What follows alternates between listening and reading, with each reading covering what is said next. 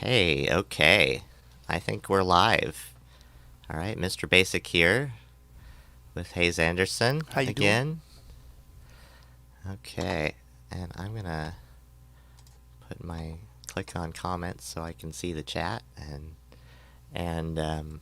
I I just want to just sit here and not care what we talk about so much because I just wanted to be able to hit record because it's been weeks now since I've entered the world of the living, it seems like. So and I haven't really talked to you since then either, and but I know you've been doing things, and so I kind of want to do a little show and tell. Okay, sure. Yeah. I'll let you lead the way if you don't mind. Yeah. Okay. Oh, with the show and tell. Yes. Well, I mean, with the, questions or, Okay. what we're going to be Yeah. talking about Well, topics. well, actually, I just watched your video on the Echo Blue or the Blue Echo Hmm. Echo Blue. Is that what it is? I think so, yeah. Pedal, and you showing off and the squish. The Super The what is it? Squish, Super squish which is sometimes, compressor I guess pedal. they're now calling it the Super Squisher. Okay, super squisher. Yeah. Cool. So okay, so those are both. Are would you call that successful builds? So far. I mean, so far, I haven't noticed that I've done anything wrong, Cool. Cool. apart from the potentiometers, even these ones that I picked. I think I can grab it. Possibly. Everything is always right out of reach, you know what I mean? So these, and actually what I'm happy about is this new switcher. That's a lot better. Ah. But can you see how, like those potentiometer legs, how thick they are, how wide they are? Yes. That's too wide. Yeah. And there are other ones that I probably could have picked. It gets pretty difficult when you go to try to find which ones to buy because you have so many options.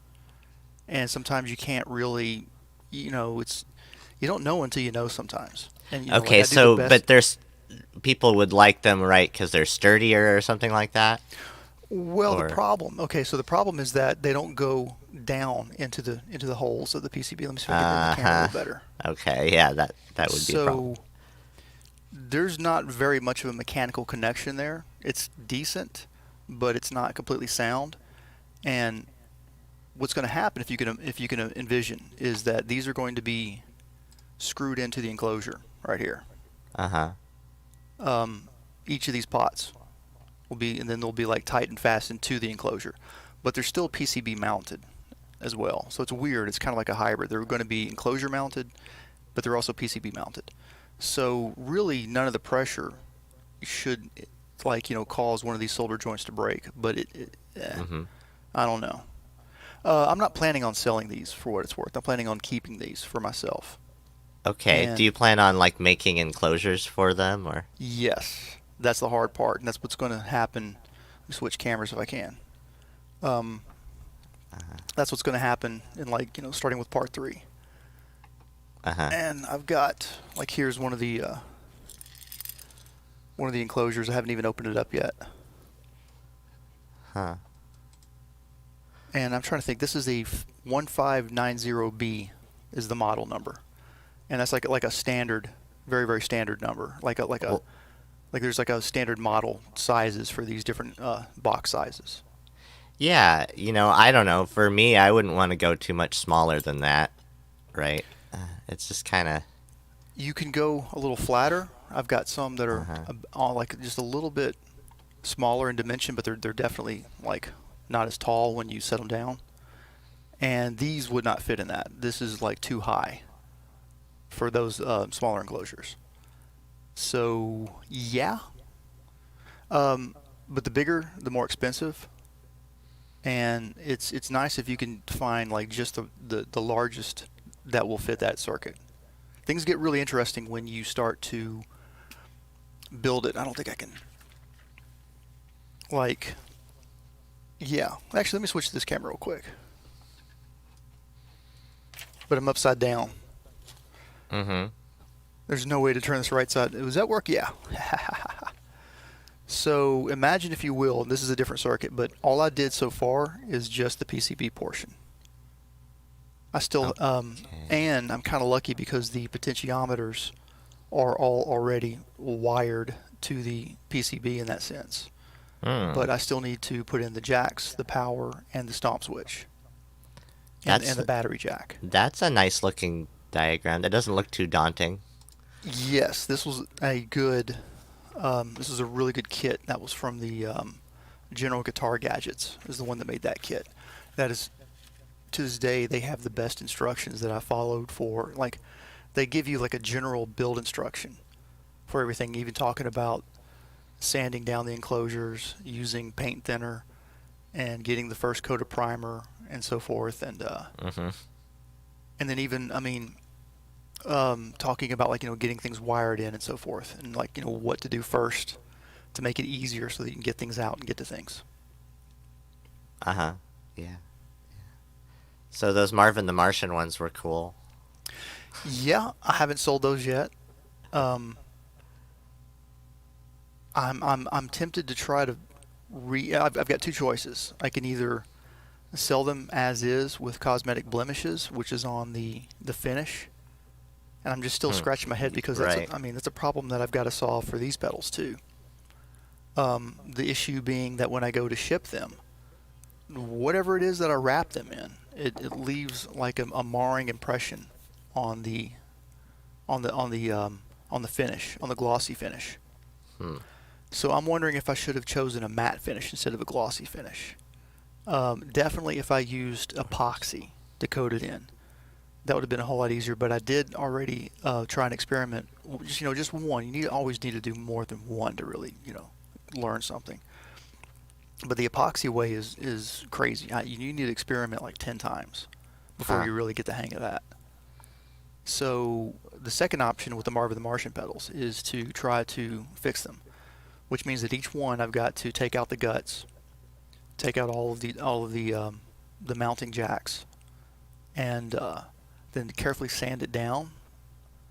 I'm not like the sides. Well, yeah, everything I need to be very careful, like just the thinnest layer possible, and then try to recoat it again. And Yeah, that's what it comes down to for me when I think about all this stuff. Is it worth all that work? yeah, because I mean I'm already charging too much for them. Nobody even made me try to make an offer or anything. Two Uh-huh. things there. One, nobody knows who I am, or there's like who wants to be the first guinea pig? You know what I mean? And Well, yeah. I know you got to put yourself up in, be able to put yourself up there in a place where it's getting lots of traffic all the time, and to be shown on that platform, whatever it is, and that's kind of hard. Some people use Etsy, but then you have to advertise it on other platforms to bring people into that. Although Etsy's pretty good for discovery. well, I don't really want to advertise, Mm, and I've already gotten a surprising number of people that have looked at it at least. uh-huh. Because with Reverb, you can see how many people have looked at it. People also put it on a watch list for Yeah. a number of different reasons. Yeah, Reverb's actually pretty slow even for anything. Uh, I think something you can have like 15, 25 watchers on something for months and it's still not not sold yet because Oh people yeah. are like, "Well, I'm gonna Well, get when I get I my have next paycheck, maybe I can." I have a lot of things on my watch list just because I want to keep the pictures around. I want to have access to those pictures. So Uh-huh. what I do is I put like a lot of any guitar pedals that show what are called gut shots, which are the inside circuits and how it's wired. And to me, I go back and look at those and study those. So Reverb is kind of a resource too. It's a dangerous resource because it's tempting you with gas all the time. Yeah. Yeah, that's what Um, I was doing that this morning. Uh, that just yeah. I'm always looking in a lot of the categories just to see. But yeah, okay. So, but for me, what I would think about, like the end all, would be for me to make the perfect synth, which would be a small, box sort of thing that's like a, a series of sine waves, and that like three are for the left ear and three are for the right ear, that sort of thing, and have it be pretty simple, but maybe involve LFOs and effects as well, which would make it maybe a larger sort of thing. But so it's like I'm interested in all of that, but the amount of work still just seems daunting to me. Because to get something good enough, I would have to do this for a few years, right? And just spending time making things and making mistakes. There's definitely more than one way to do this. There's shortcuts that you can take. There's a lot of shortcuts that I chose not to take because I wanted to gain certain experience. Right. So like I was going to buy a $25 function generator off of Amazon, and maybe do something with that and enclose it with pots and, add it to something else. But as opposed to make a function generator myself, right? So it's like, well, I'm willing to go some way, but then I realized, well, that doesn't really come out with a product, with something you want, right?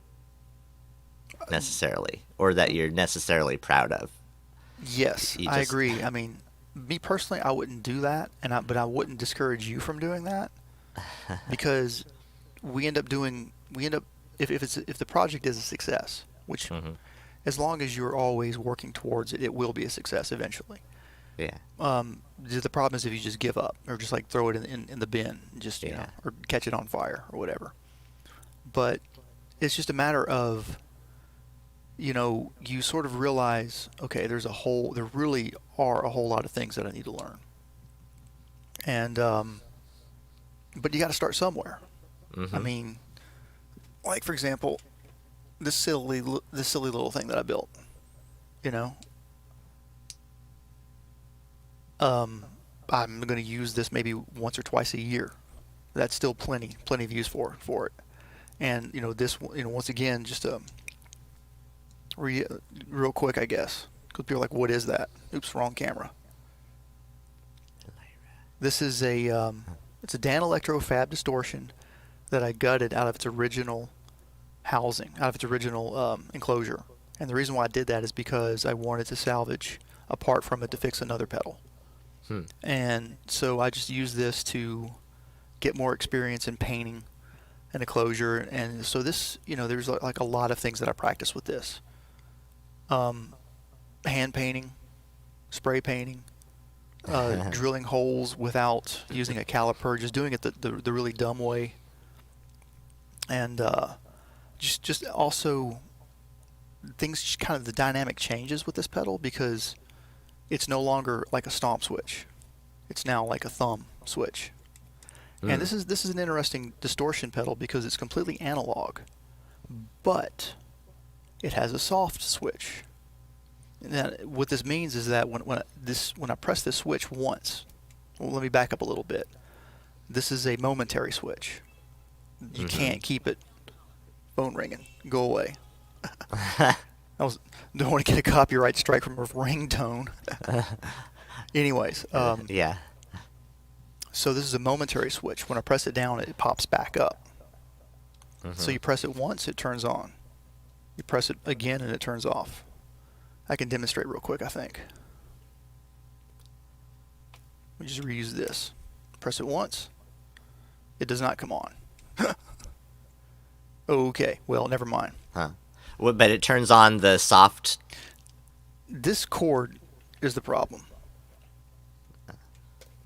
But yeah, go ahead. What were you saying? Yeah, like it goes. Oh, well. Soft switch. It turns on the soft switch, or it goes soft switch or hard switch. Say that again, please. It does the soft switch or hard switch when you turn it off or on, or. Well, it's only a soft switch. Oh, okay. So you see how it's working now. But you see what I mean, though, correct? And how it does that, how the circuit performs that function, is digitally. If you can wrap your head around that. So there is like a small digital portion in the circuit that just handles turning it on and off, and that's it. Hmm. Interesting. There is a YouTuber named Telefunkian, and I would like to just spell that out, but I'm not going to even attempt it. And I think. You know what I'm talking about? Well, no, I think I could probably spell it out. Anyway. Yeah, as there's a K in there. Yeah. No C's. And he puts out a lot of videos on modifying and repairing old vintage synthesizers and drum machines like the Roland TB303 and the TR606. And he just today put out a video on the Sequential Circuits Pro 1. Mm-hmm. And he does a great job of breaking down the synthesizer. And I didn't, there's so many synthesizers that I'll get around to learning these things, but you can't just amass it all at once. So this actually surprised me. I didn't really know a whole lot about the Pro 1. And I have the Behringer Pro 1. But if you may have known this already. I don't know. But it doesn't use... Well, yeah, and actually that's you have a few things I was going to mention today, because the thing is, well, I've that's got not this what I meant, but hole. go ahead. I've got this hole right here still, and I'm sure it's going to be the modal argonate, but I'm always trying to test myself to see whether I'm just thinking that way right now, or in the long term I'm going to end up, whatever. And so I'm always just thinking of all the options. Basically the Neutron, the Pro 1, but also the Pro 800. I can think of almost like an 8-voice Pro 1, and that would be actually really great.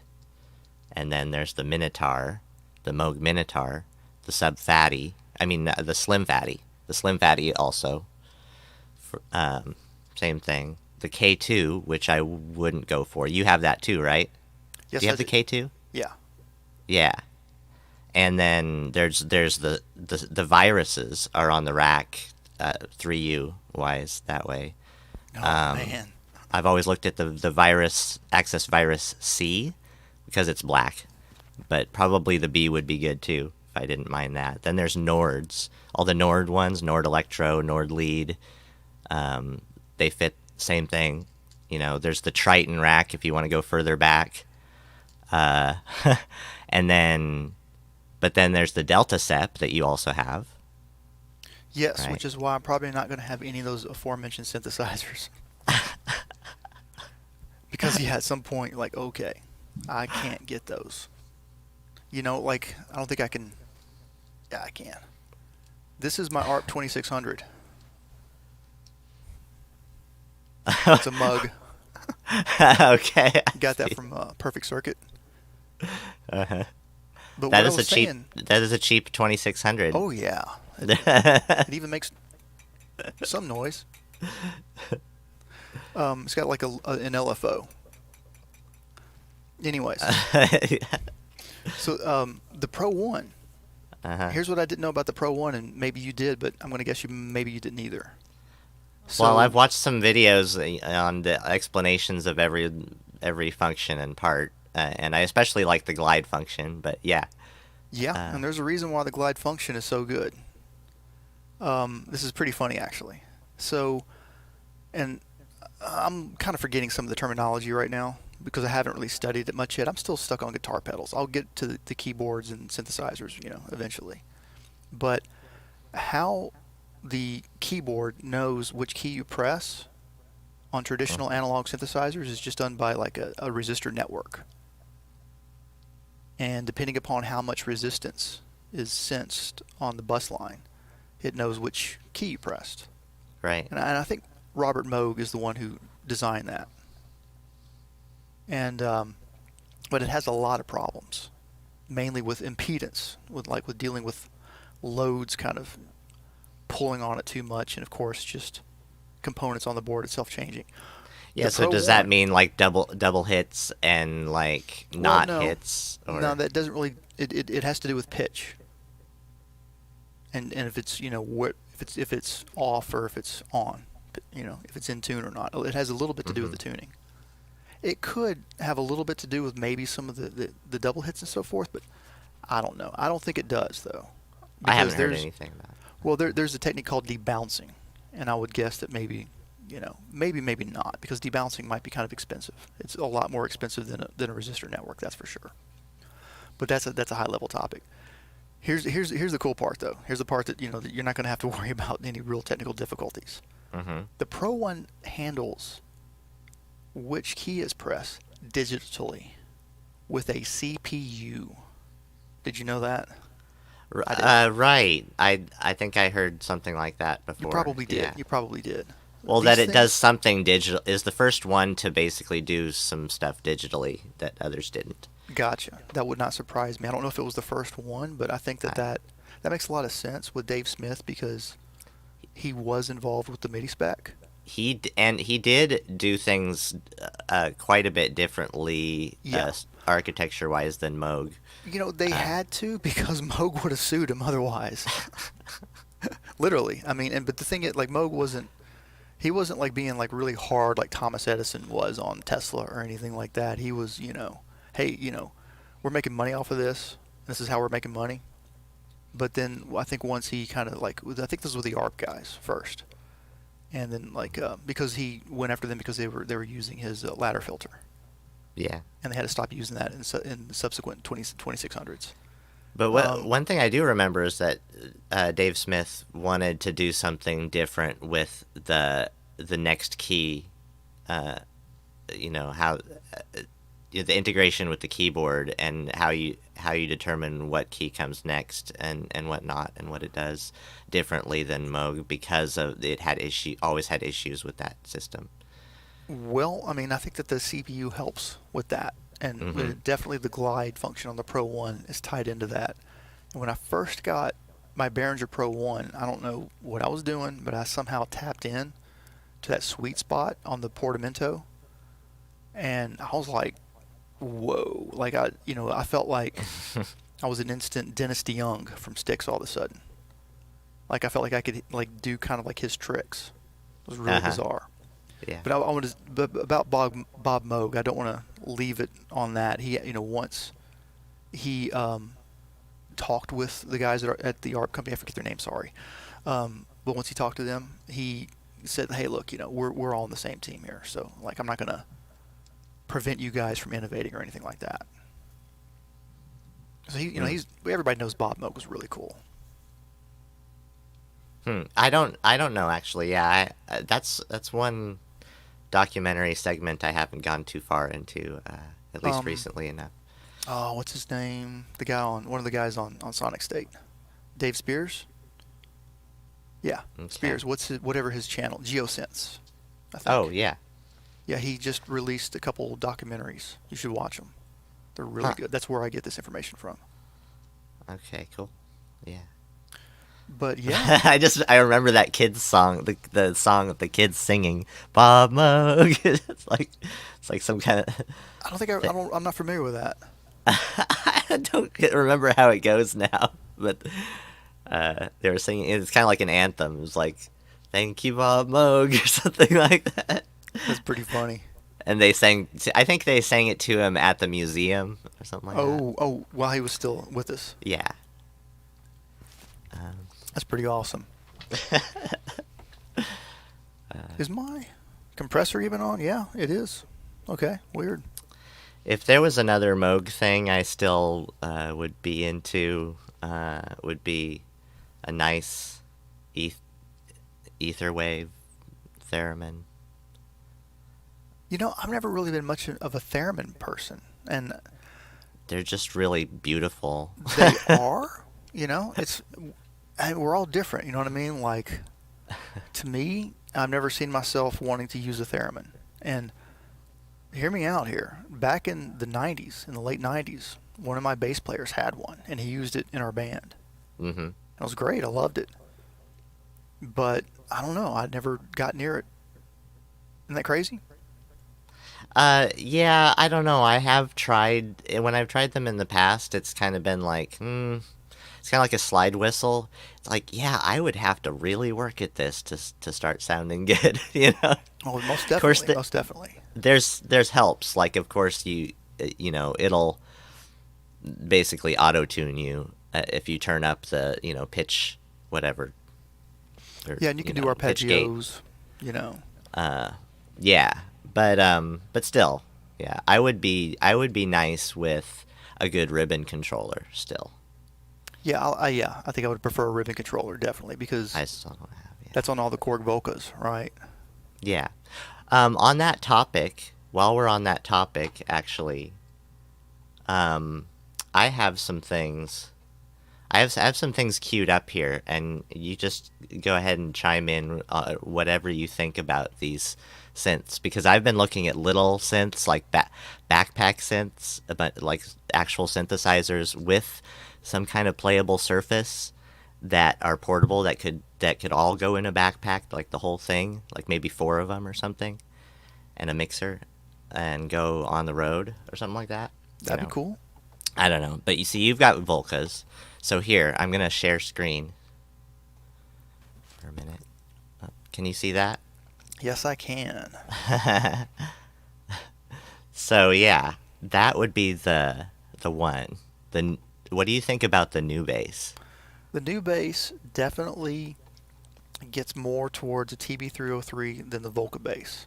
I Yeah. think that like anybody who was wanting that out of the Volca bass, you're going to want this one instead. I just think that the new tubes, the tubes that they have there, like that they put in more than just that. I think they put in some other things. It's just really amazing sound. I love it. I'm still on the fence about the tubes. I'm not completely sold that they're really going to do anything that awesome.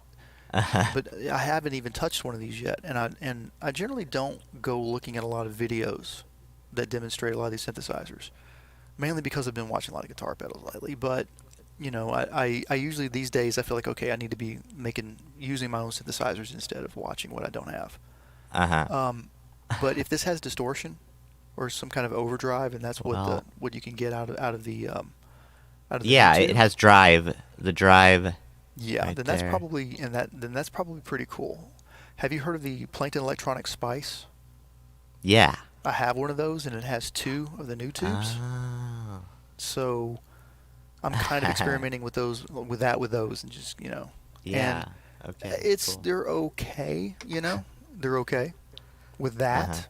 But once again, this will get you that TB303 sound pretty dang close to it. Yeah, but it's different. It's got it's like different than anything, I think, a little I bit, agree. because it's not quite tube. It's like squished. Mm-hmm. It's like little tube. And it's blue. it's blue. It's the blue Volca. But anyway, okay, so there's that. I would get it if I didn't already have the Volca bass. I would say that. Okay. And I might get it, if I see it one used that's nice for $100 and I've got the money, I would definitely pick it up. Okay. But you can't use these as a ribbon controller, really, can you? You can't like turn off the pitch. No. Yeah. No, Okay. Good point. You So, cannot. and there's a lot of things that are like this that seems like you can't do that with. If you want that, get one of those little monotrons. Yeah, okay, so here, along those lines, I think this is like that, where you can't use this as the ribbon controller, but you can put that to pitch, maybe. They have a little mod thing there. Maybe. I think that's what they said in the video. It was a long time ago that I saw Okay. that. So this is the Dave Smith Pioneer DJ Torres AS1. Yeah, how do you pronounce that? Torres? Yeah, something, I don't know. Torres. But it's quite pricey. It is. It's for like a small $400. thing. But it's got all the profit stuff in there. All the And profit I've sounds. actually played one of those at a Guitar Center, Ah, and they rock. yeah. Now, see, that would be cool. I think that's a choice that I might make. Those, if you don't mind, you can definitely get a TB303 sound out of that thing, but you can do a whole lot more too. Yeah. I don't know the big difference And it's got between effects. these and the TB303, if you don't mind, is the filter. It's all about the filter. It's really not about the oscillators. It's about the filters The and how they the, resonate and the the cutoff and screaminess. envelope and how it's all routed through there. That's what really makes it.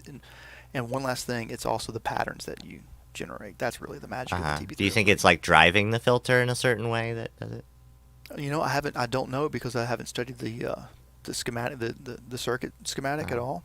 uh, But just my using it, for like a few years now, and using like the digital equivalent, using the new Behringer TD3s, how they're different from the TT303. Um, uh-huh. they all share the same characteristics in the filters. Yeah. So you mentioned the Mono Tribe. This is another one that I thought about, and this I think you can use that as a ribbon, like either turn the note gates off, on or off, or whatever. That is one I've always wanted to have. That's one of those synthesizers that, one of the ones that got away. I Yeah. was gassing hard for a Monotribe about 2 years ago. It says analog ribbon station. Yeah, and they're little. What they are is they're like they're little 303 groove boxes. It's you're going to get a sort of gritty sounding like 303 sound, really gritty. It's Uh-huh. not going to be well. It's like I don't want to use the word smooth, but that's exactly what it's not going to be. And but it has a sequencer, and I think you can have like two parts going and a sort of a drum part going. I think. Yeah, something like that. So it is an actual groove box. But I just think it has just a really nice, lush bass sound coming out of Very it. yeah Yeah, yeah yeah, yeah. Like I really said, I mean professional. I've and I still they got a little expensive when I was looking at them. The price kept going up, and then I was thinking to myself, well, do I want to get one that's modded? Do I want to get one that has MIDI enabled? Um, at this point, what I would love to do is get one that needs some tender love and care and fixing up, Uh-huh. and fix it up and maybe do some modifications. Yeah.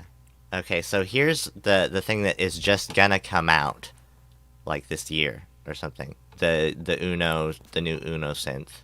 Ooh, I haven't seen this yet.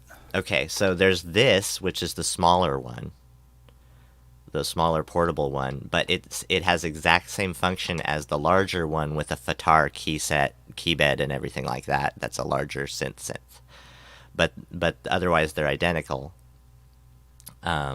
functionally. And so this is the one that you would be okay with, like just putting in your throwing in your backpack or whatever. Hmm. And that's what I would go with, even though. So you remember the other Uno synth had before this just the mono one. This is four voices, and the mono one had those buttons that were just like membrane buttons, Hmm. and these have membrane keys. But I don't know what it would be like. What, Yeah, that's where it's nice to be able to go to a Guitar Center and just kind of touch one and see for yourself.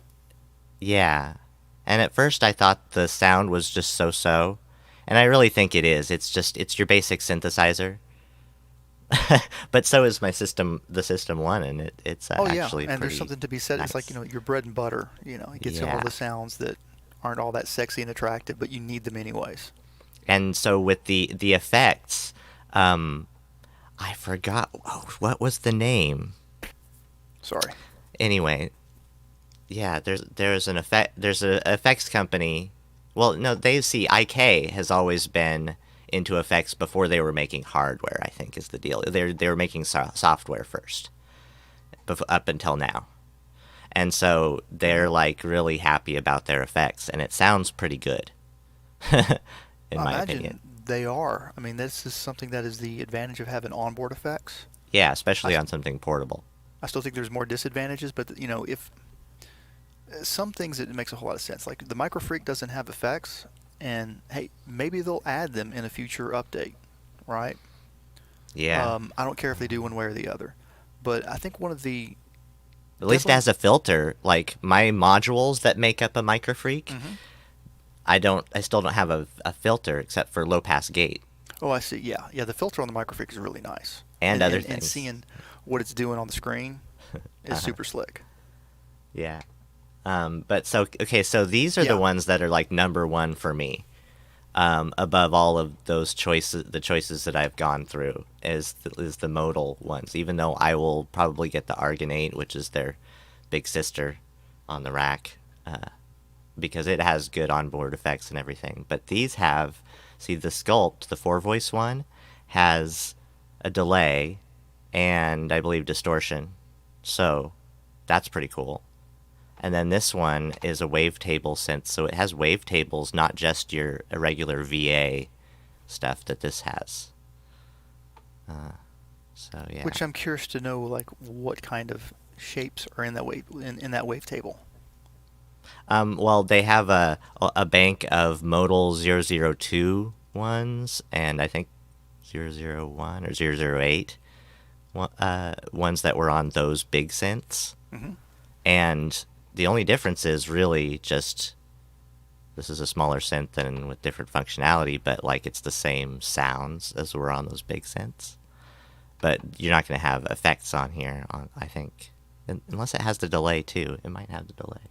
I'm not Yeah, that is sure. a tiny synthesizer. It's like a one-octave keypad. Uh-huh. And so this, in scale, you can still use as a keyboard. For scale, like, it's in scales.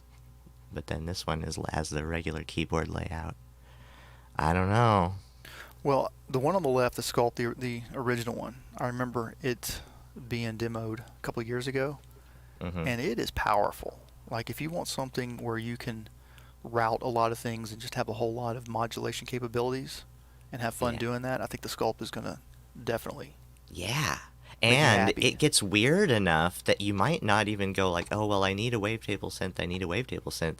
This actually has different algorithms for the wavetables and mods and stuff that make it real weird, kind of like, and give it movement and stuff, kind of like, what was I gonna say? Like the Cobalt, their big brother, blue synth. That's a VA. See, they call it a VA, but I think it can get weird as a wavetable synth, maybe. Well, I still have a lot to learn about wavetable synthesis, but you may have already known, like, I'm not sold on it yet. I'm definitely on the fence. I'm a bit of a skeptic. I think it isn't. I think now I feel like I'm kind of in the middle, some kind of middle ground where I feel like it's not the thing ever. Like, no matter what, like, it's not even a thing itself. It all depends on which wavetable or what wavetable and what it's like every time it would be, because like probably most of but the idea is that you'd use it, a wavetable synth uses movement more than a regular synth would, or movement between waves is the point. And if you can move between waves on another synth, I think that's the same thing if it has some varying continuous wave shape, which is what the Sculpt does as well. Just like your Delta Step A has the continuous wave shape. What is a bit different? I mean, or the Neutron has continuous wave shape. Yes. So that makes it a lot like a wavetable synth, and you might not even really care about a wavetable synth after it's that. It's a novelty. And I've done that with the Neutron a bunch, that kind of stuff with the Delta Sep. And, you start to realize it's like, okay, that's great if I just want to play one note, right? And for ambient stuff, it probably is great. That's all, yeah. But, I mean, what happens when you add, okay, so you play one note. I don't care what its wave shape looks like, right? What happens if you play another note with that first note? I mean, we're already playing with wavetables if you think about it. And the Pro 1, what's cool about the Pro 1 is how you can, well, actually, let's go to the Cat instead, because the Cat has sliders, and you love faders. But, yeah, and the Cat, you can bring in, same thing with the SH-101, bring in how much of the square you want, how much of the ramp you want. And if you had an oscilloscope, you could see what that's doing to the shape of the wave. But everything changes the shape of the wave. Overdrive, the filters, and then, when you start taking that and do other things like, and then, so you say like you've got like some shape that's like a shark tooth. What does it sound like? And that's the thing that always gets me when people talk about this stuff. At the end of the day, I'm always like, okay, well, how does it really change what I'm doing? And what I found is that it really doesn't. I mean, it does. It gets into that weird kind of tone chasing thing that guitar players go for. Where, like, what I've discovered with that is that You've got a guitar that has a configuration with its pickups. It's running into an amplifier that has its own impedance, depending upon like if it's 4 ohm, 8 ohm, and all that kind of stuff. Mm-hmm. And they pick different overdrive pedals depending upon, those things, but they use their ears to determine. And a lot of this stuff, like you were saying Right. before, if you see some of these, watch some of these, guitar pedal demonstration videos especially for the overdrives, and they're like, here's okay. Now check out how how it cleans up when I roll off, and you're like, yeah, well, I didn't really notice that much. It's like, what am I listening for again? And Mm-hmm. you know, and at the end of the day, I mean, like I go back to being a drummer at that point, and I'm kind of like, guys, we're wasting our time here. Just play the right notes with a good feeling, and it probably will sound good enough with whatever with whatever you throw under it. Yeah, and it's almost like if you back down a little bit from the excitement, you realize that there's a pedal for each different kind of interesting thing you want to do. That's that thing, but you don't always want to do that, whatever it is. Yeah. So there's a pedal for different things. Yeah, exactly. I was watching an interview with a guitar pedal maker, and the guy went through the interviewer went through a list of 10 questions that he gives all of his interviewees. And one of them was like, which do you prefer, chorus or flanger? And I was like, that's a great question. Like, me personally, I prefer flanger all the time. But I use chorus instead all the time. Because chorus has a more practical application for me than flanger does. Meaning, specifically to widen a mono signal and to give it more of a stereo presence. Yeah. So I was kind of like, I've been kind of obsessed with like getting a Rhodes into my little studio here somehow. Who wouldn't? That's not the old one that I had over there. That was just this big old heavy thing that this heavy workstation synth from the 80s I didn't want to pack around, or from the 90s. But anyway, so in the 101, I'm like, all right, so I got these chords, Rhodes chords, handled with my 101 now. But on it, so I did that. I have this one effect that's like overdrive and chorus. Overdrive/chorus. And so I can turn the overdrive up, and I can change the rate of the chorus just during performance. And that's what I did for the last 8 songs that I just released. Is just had that as my chords and had that chorus and overdrive setting. And I kind of I like it sort of underwaterness. Yeah, I could definitely swirl things around. But there's probably other things that I'd like too. Like, I really like the rotary sort of stuff.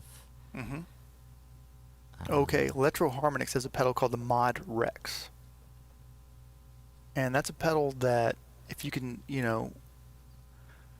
fish reverb, and just wait, like, wait for the right one.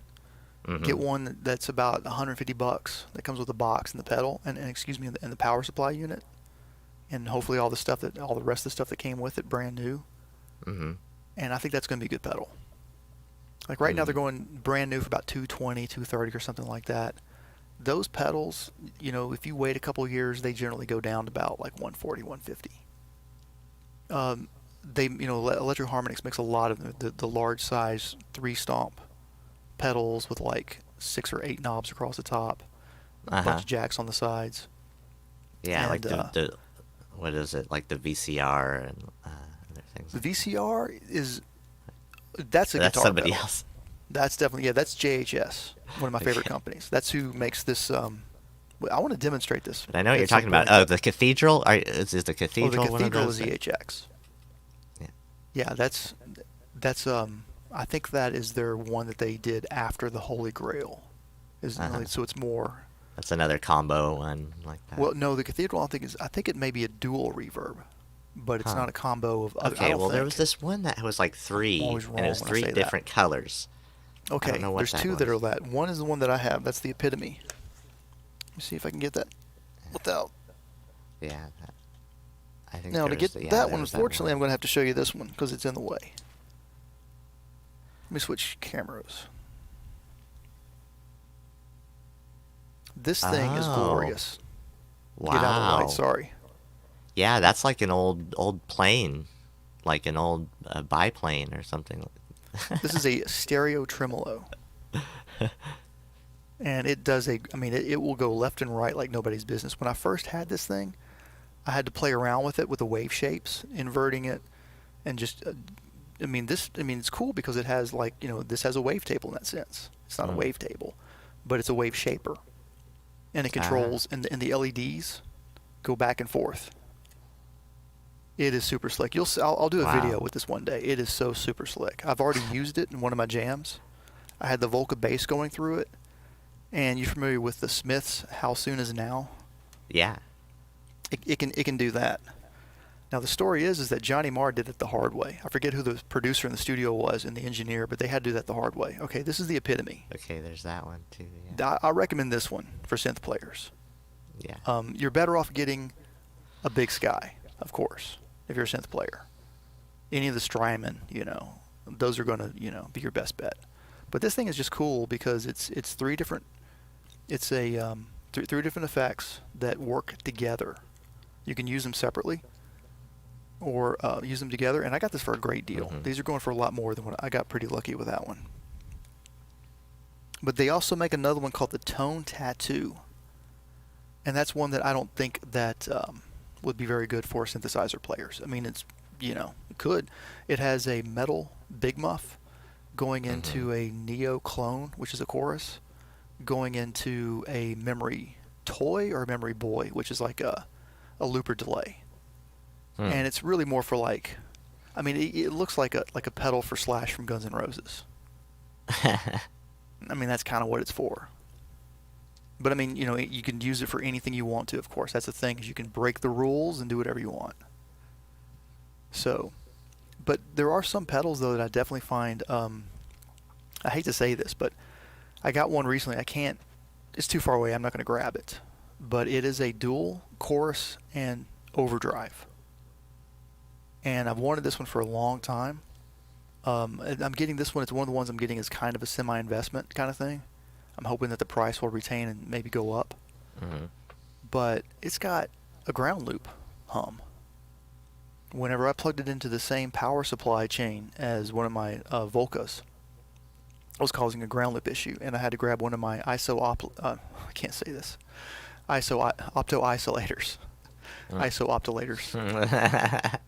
and yeah. So, but How do you titillate an ocelot?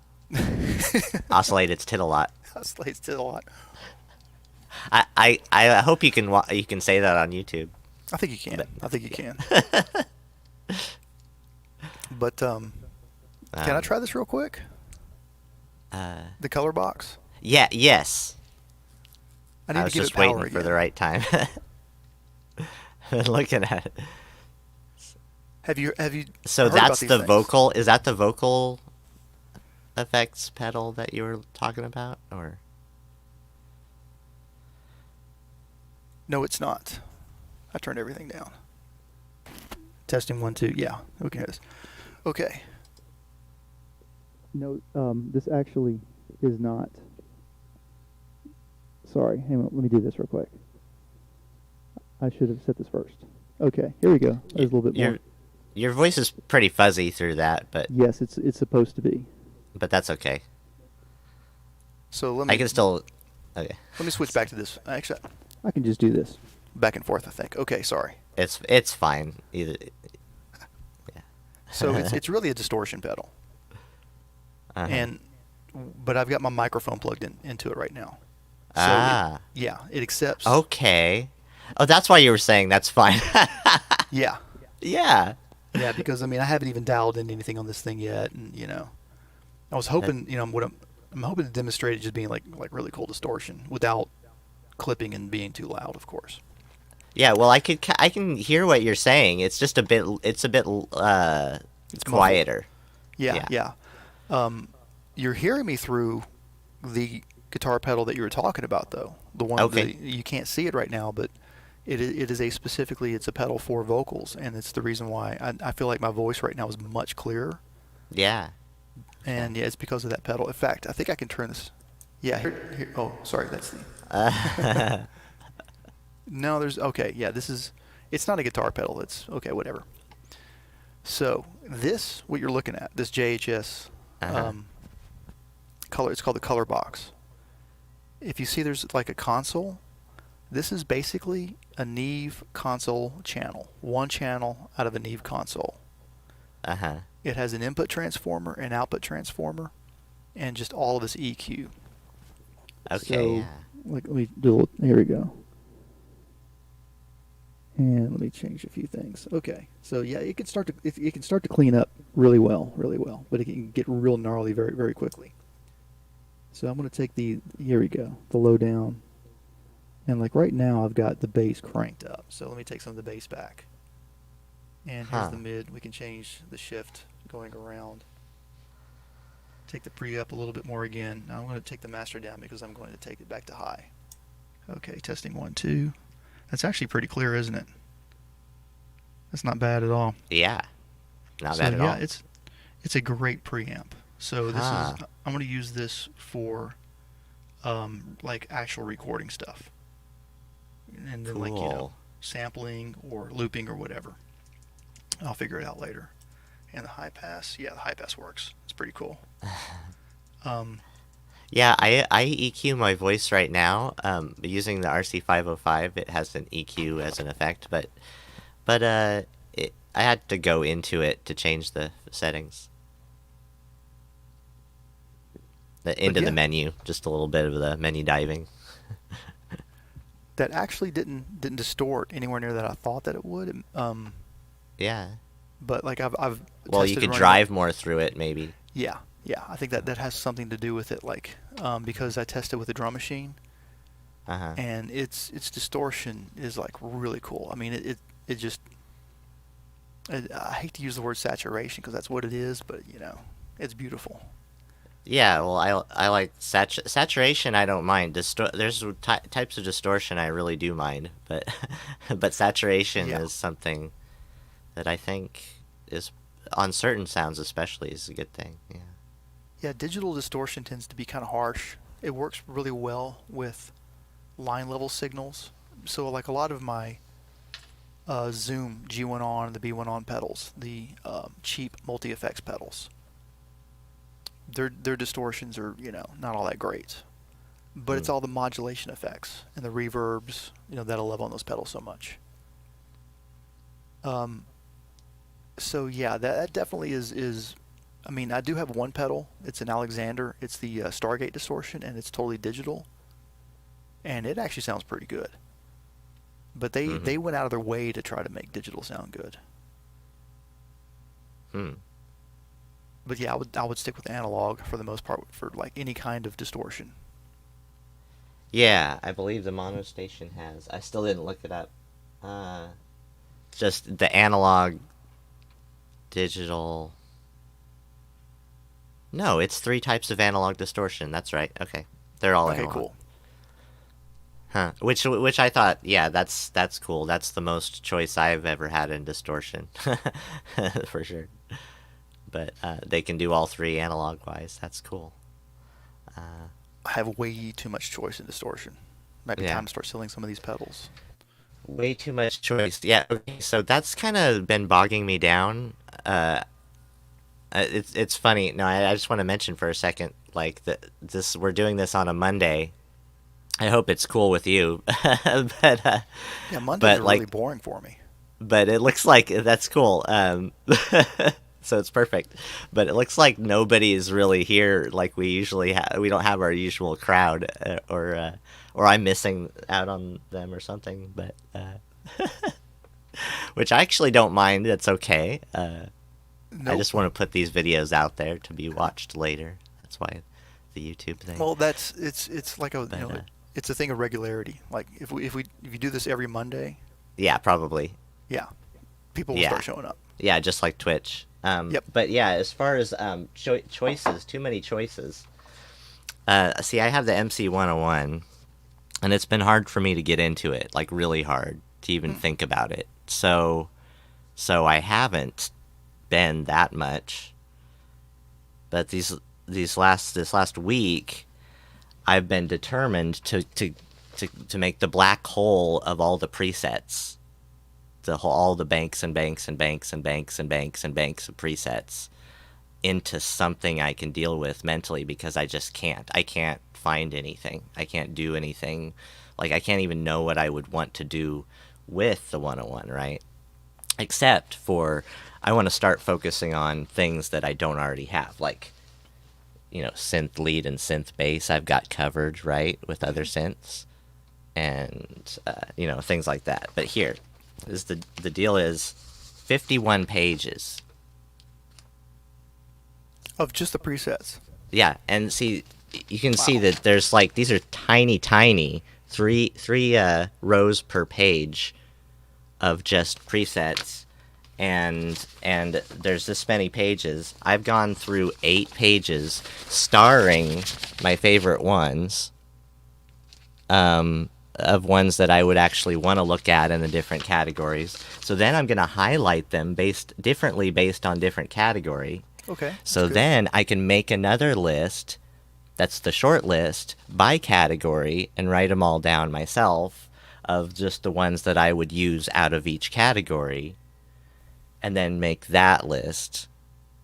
But I'm only 8 pages into the presets now, and I've worked on this for a couple hours at least. Now, what are the presets on the 101? And you mean the MC 101?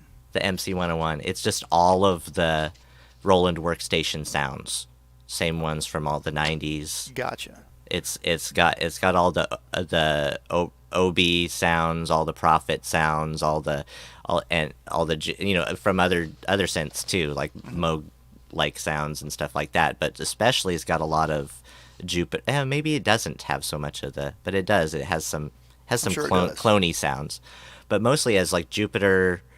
A lot of Jupiter 8 sounds, a lot of the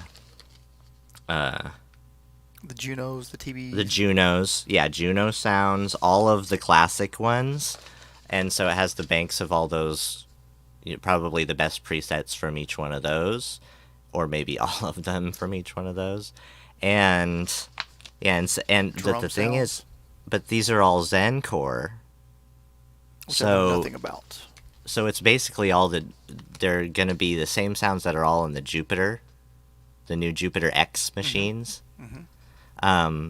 And so, yeah, it really is. It's the same bank as was on my old Roland workstation, pretty much, except for some new stuff. But the thing is, as I'm going through listening to them, this is what I've learned so far, and this is really important.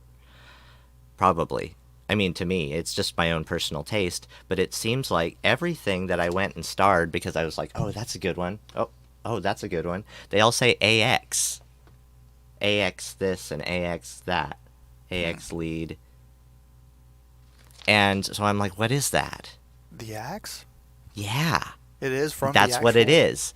Yeah, and that it turns out that's the Roland Axe, the keytar sounds. Somehow the sound designer on that made them all like really natural sounding, good sounding sounds.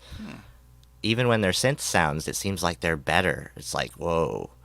And so maybe that was like on purpose, just like some extra effort toward making a keytar sound that much more expressive. You're probably that you make right. it into the preset. I don't know, but I just love all of those more than anything. So does that mean I should get a keytar or not? Or just be happy about that I have those sounds? If I had a keytar, I would hook up. I would just use it as a module, just for the sounds. Like I would have something else control it, MIDI, and then have its audio output go into the mixer. Yeah. No, so that's what I basically have in the 101 is I have a good sound module for anything that I don't already have going on in hardware. It's my little DAW in a box. It's like my sound libraries. Yeah, that is a reason not to need a microfreak. That's a reason not to need plenty of the boutiques that Roland offers. Yeah. The question I have definitely is the like, how many tracks total can you sequence, both internally and externally on that thing? Which Hey, I should Inverted just, Popes. just go look up. Nice But I'm to hoping see you know you. off the top of your head. Wait. The question is how many tracks? Internally and externally, simultaneously. Does the 101 have? If it does, yeah. You know, I Well, don't it know does anything four about the 101. tracks. If it does 4 tracks, but yeah. Okay, And 4 each tracks. sound is a 4-layer sound, potentially. Okay. That's the way Roland's always done it. That's the way it So, was. like 4 layers but it's still like if you trigger an A, you're just going to get one A with 4 kind of layers of Yeah, sounds. Okay. just one voice. Got it. Okay. Because you can have synths. Some layers be synth, and then you have a layer of you have partials, which are a layer of PCM. Yep. Yeah. You know where that comes from? Hmm. The D50 Yeah. goes all the way back to the D50, and that is LA synthesis really. Uh-huh.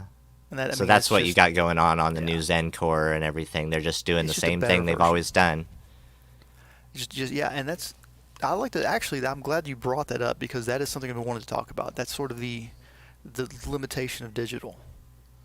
Like, whenever you get something that's digital, especially audio or visual, it's forever going to be stuck in that kind of version.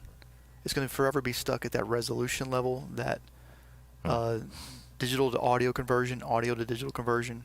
Uh-huh. It's always going to be You stuck can't at that upgrade level. it. No.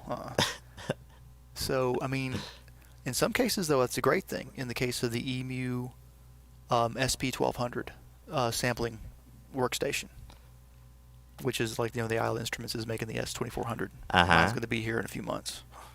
Okay, in a few months. Oh, man, Yeah. I'm so sorry. Yeah, I know. Where's it going to go? I mean, the only logical place is where the Lyra is, and I don't want to. Huh. I'm not going to replace the Lyra with that. Nope. You're not just gonna gonna have to happen. rearrange your whole studio. I just tried to do that a little bit. Again, Well, I love to. I might do something different, like have like a separate setup just with that, and it makes a lot of sense. Like what I want to do with that first off is just resample my own or like remix my own music. Uh-huh. Actually, maybe make it kind of cool, and like like more song crafted, if you will. Like calculated drops, for example. Yes.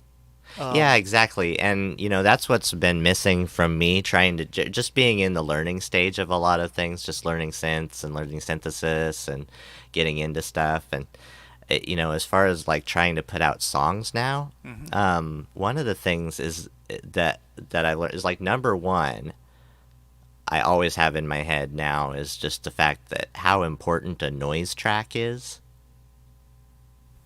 And so if you're not doing it at the time, then mixing it in later is going to just like turn your song into something with dynamics where it didn't have it before. Totally. Just from noise. And like you say, putting in a drop, just like the before a 16, before Yeah. the Just next determining thing. Yeah. what tracks to cut, which one to solo for this amount of time, and then when you come back in, which tracks are all going and which parts Yeah. are. Yeah, and it's kind of like you just choose how the song breathes in and out and when and how often. That's real simple, but you have to calculate those things, and there is a way to do it improvisationally on the fly ad hoc, but you first have to have calculated it and performed that a few times and gotten comfortable with it. For me, with the pyramid, it's providing a solution to do that, but I'm still having to figure out, like, okay, what do I need to do to make this happen still? But I'm getting closer. Otherwise, you just do it in a DAW, right? And you're, like with the DAW, you can sculpt a piece of clay into a vase, and you can do it each time you start the song. Everything that you've established up to that point is consistent. And with this, you don't get that. You've got to make that happen yourself.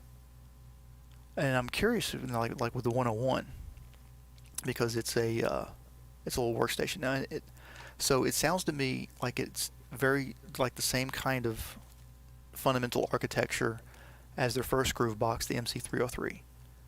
And then I'm not trying to disillusion you or anything with the 101. Don't let me do that. But one of the reasons why I didn't get into the new MC 101 and 707 was because after I messed around a little bit with the 303, I kind of realized I don't really like this very much. And it's just the rolling way of doing things. And the thing that really, I mean, there was two things about the 303 that I just didn't, that I still don't really quite, haven't gotten over to the point where I'm like, okay, I can deal with this and I can produce with this now. Is that when I was using it to record MIDI into, which I think is a function that a Groovebox should have, it just makes sense. And what I mean by that is, if you have another device that has a MIDI sequence on it, you should be able to synchronize the two clocks and transmit the MIDI from one to your Groovebox and have your Groovebox be like, okay, yeah, this is a measure, or it's two measures of 4/4, whatever the time signature is, and not have it distort that in any way possible. Not have it to be like, you've got to try 10, 12 times to get it to line up, to synchronize from the start. Or you get it and then like halfway through it glitches out. And like the MC303 couldn't handle that, what I was throwing at it. And the other thing was something that's just fundamental, is that you've got 8 MIDI channels, 8 parts on the MC303. And part 1 is hard coded or hard configured, whatever, hardwired to MIDI channel 1. Track 2 on the 303 is hardwired to MIDI channel 2, etc. 8 to 8 at the end. And 8 was right. or 1 was the drum track, or 8 was the drum track, I can't remember. So you could only have one drum track. You could only, see what I'm saying? And you could either use the internal sound on that track or the external. MIDI. You couldn't have both. So I paid like $90 for the MC303. When I got it, I was disappointed, but I said, hey, I paid $90 for this, so I'm definitely not disappointed. And I've used it, I've used it to sequence my synthesizers on a track that I love. Cool. And I've used it the other way around on a couple tracks that I love as well. So it was worth the money to me just for those 3 tracks. Yeah, that's what I'm thinking about. That's what in the 101 that got me thinking. Like, it's a little portable thing like this, and I've got my quadra through MIDI 4-way device, and it's a 4-channel thing. So that's why I was thinking all of these little synthesizers. And actually,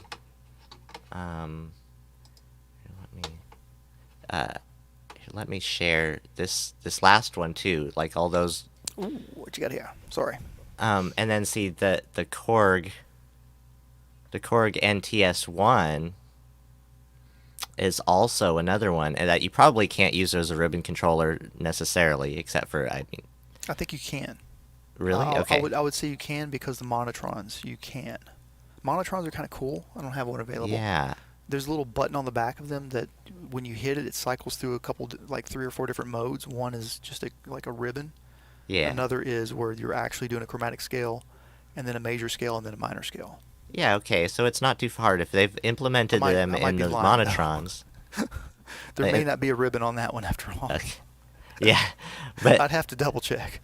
But yeah, so these I've seen on Reverb for like $80 and stuff, and those are great. Oh my gosh, those are great. Too good to be true, like too good to be true. The only reason why I didn't get one is because I have 3 Monotrons, and I just said, okay, it's at some point you're like, I've got that area covered. Yeah. To buy any more would just be obscene. But see, I just really like it, kind of like a Monotron delay, where you can use it as a pedal for anything. An effects pedal. The only thing I would say is that you might be better off getting a mini Chaos pad, the smaller ones. If you can find one for like used for $140 or something, the extra $40 I think is going to translate far more than this thing will. But because you can use the screen. It has a vocoder. This doesn't have a vocoder. I don't know that you need a vocoder, but the mini Chaos pad, which, hang on a second, watch this. Famous last words, right? Sorry about the camera, but and it's too dark to see, but you can see my hand right here. Yeah. This thing has it's a little dark, but yeah. How many? Well, I can't see. It has over 100 different effects in it. It has over 100 different effects in it. It's great. Sorry about that. That didn't work out too well. but I'm Yeah. currently using 3 of them. They have Stutter Effects, which I know the NTS doesn't have. And what I use the Stutter Effects for is for my drum machines. I have 2 mini Chaos pads. One is dedicated to the TR-08, when the other was dedicated to the TR-09, meaning those drum machines go directly into them, and then the outputs go to my mixer. Yeah. And they're stereo in and stereo out, but that can be okay, let me back up for a second. Very important to know. The mini Chaos pads, even though they're awesome, they're stereo in only. So if you take a mono signal into that, it's going to only come into the left. Mm-hmm. So you've got to do something, to fix that yourself. Which a mixer will do if you use an aux bus to send a signal to it. You can, it'll go to both channels, like dual mono. Yeah, it's the same in your rack. You got to choose between whether you want a mono in, stereo out, or a stereo in, stereo out, and you really got to choose the right one for your application. Yeah, but you're going to get all of the effects that the NTS has in the mini Chaos pad, and it's it's got a dub siren, it's got a bunch of cheesy, silly stuff in it, but I mean, that's one of those things that I think everybody should have if you want to know the truth. Like, you don't know that you didn't need it, until you get it. Oh, okay. And what I was saying before, sorry, I kind of stopped with the drum machines.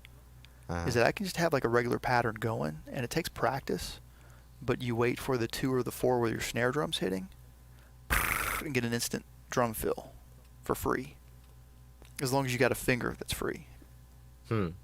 So they're utilitarian effects.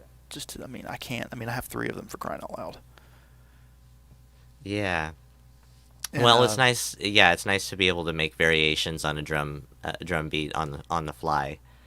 I also like the idea of probability, sequencing in probability, and that helps and that works, especially if you want to be doing something else at the time in a performance. But it's also kind of nice to do those fills, and on the 101, there's all the scatter features, and only a few of them are cool. But oh well, yeah, the TR-8. Is that right? Yeah, the TR-8 had the scatter in it, which it becomes a novel. It's like some of the pocket operator effects. I always just worry if people have heard it too much. Me too. Me too. I'm always like, oh yeah, that's going to become cheesy in a year. I'm going to be sorry that I used it, kind of thing. Yeah, and I feel like I do remember them all from the 90s, all those sounds. Which is a good thing and a bad thing. It depends on what it is. I was watching a movie from 1986, 8 Million Ways to Die, with Jeff Bridges and Rosanna Arquette, and I was like, I'd forgotten that I saw it way back in the day, and I was like 17 or something when I saw it. And I thought it was a great movie when I saw it. I'm watching it, I'm like, this is a bad movie. And it's just poorly written. But the soundtrack was all D50. It might have been Korg Nts1. It was 1986, which means it was made in 85, which means that was the D50. It could have been the Roland DX7, but I'm pretty sure it was, I'm the Yamaha DX7, but I'm pretty sure it was the Roland D50.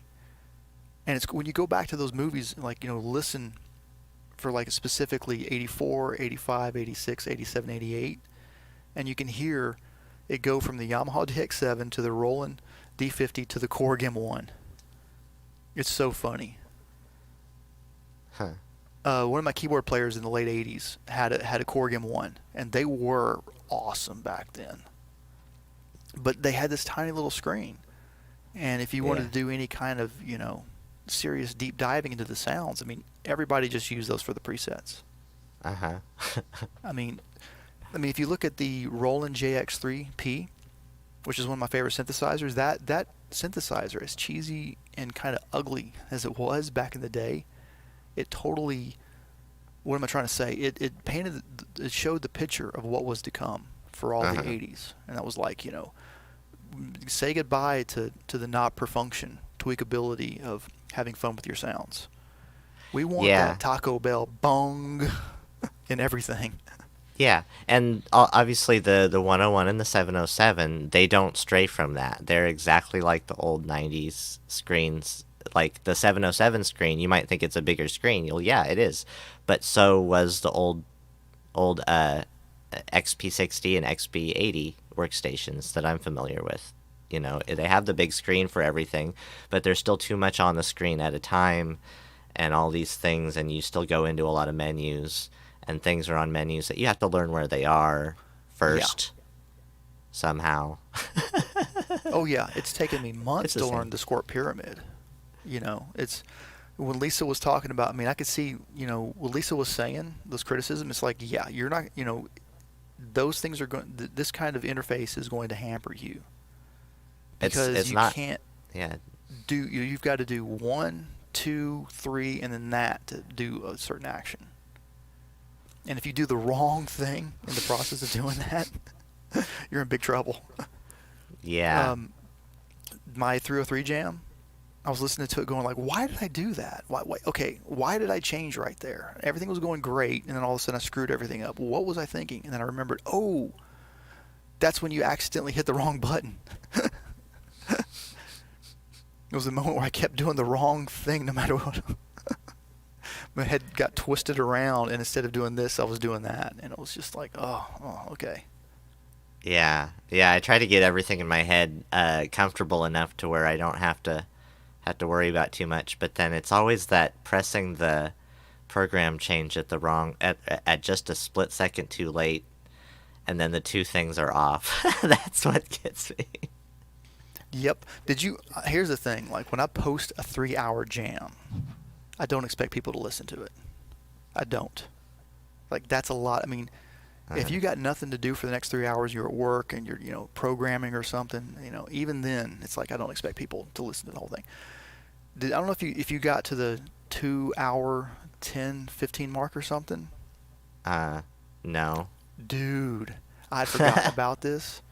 So here I am, and I'm making this transition from song 2 to song 3. Uh-huh. And I'm doing it by having like just a little background noise going and a speech. And I'm doing it, and that's another great thing about the Mini Chaos Pad is that it plays MP3 files. Long ones. You know, minutes, an hour if you want. And you can take all that through the effects.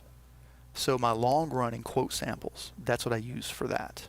Like, you know, and sometimes I may even, like, you know, I did a piano piece where it was in GarageBand, and I sequenced everything from one of my synthesizers over here, did it all in GarageBand, just recorded it, and then I just played an MP3 during the performance. So here I am in the jam this last week, and I've got the vocal quote on a loop through what's called the weird looper, and I had introduced a feedback loop somehow.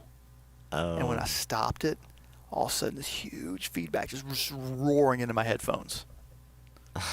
And I'm like, oh my God, what do I do?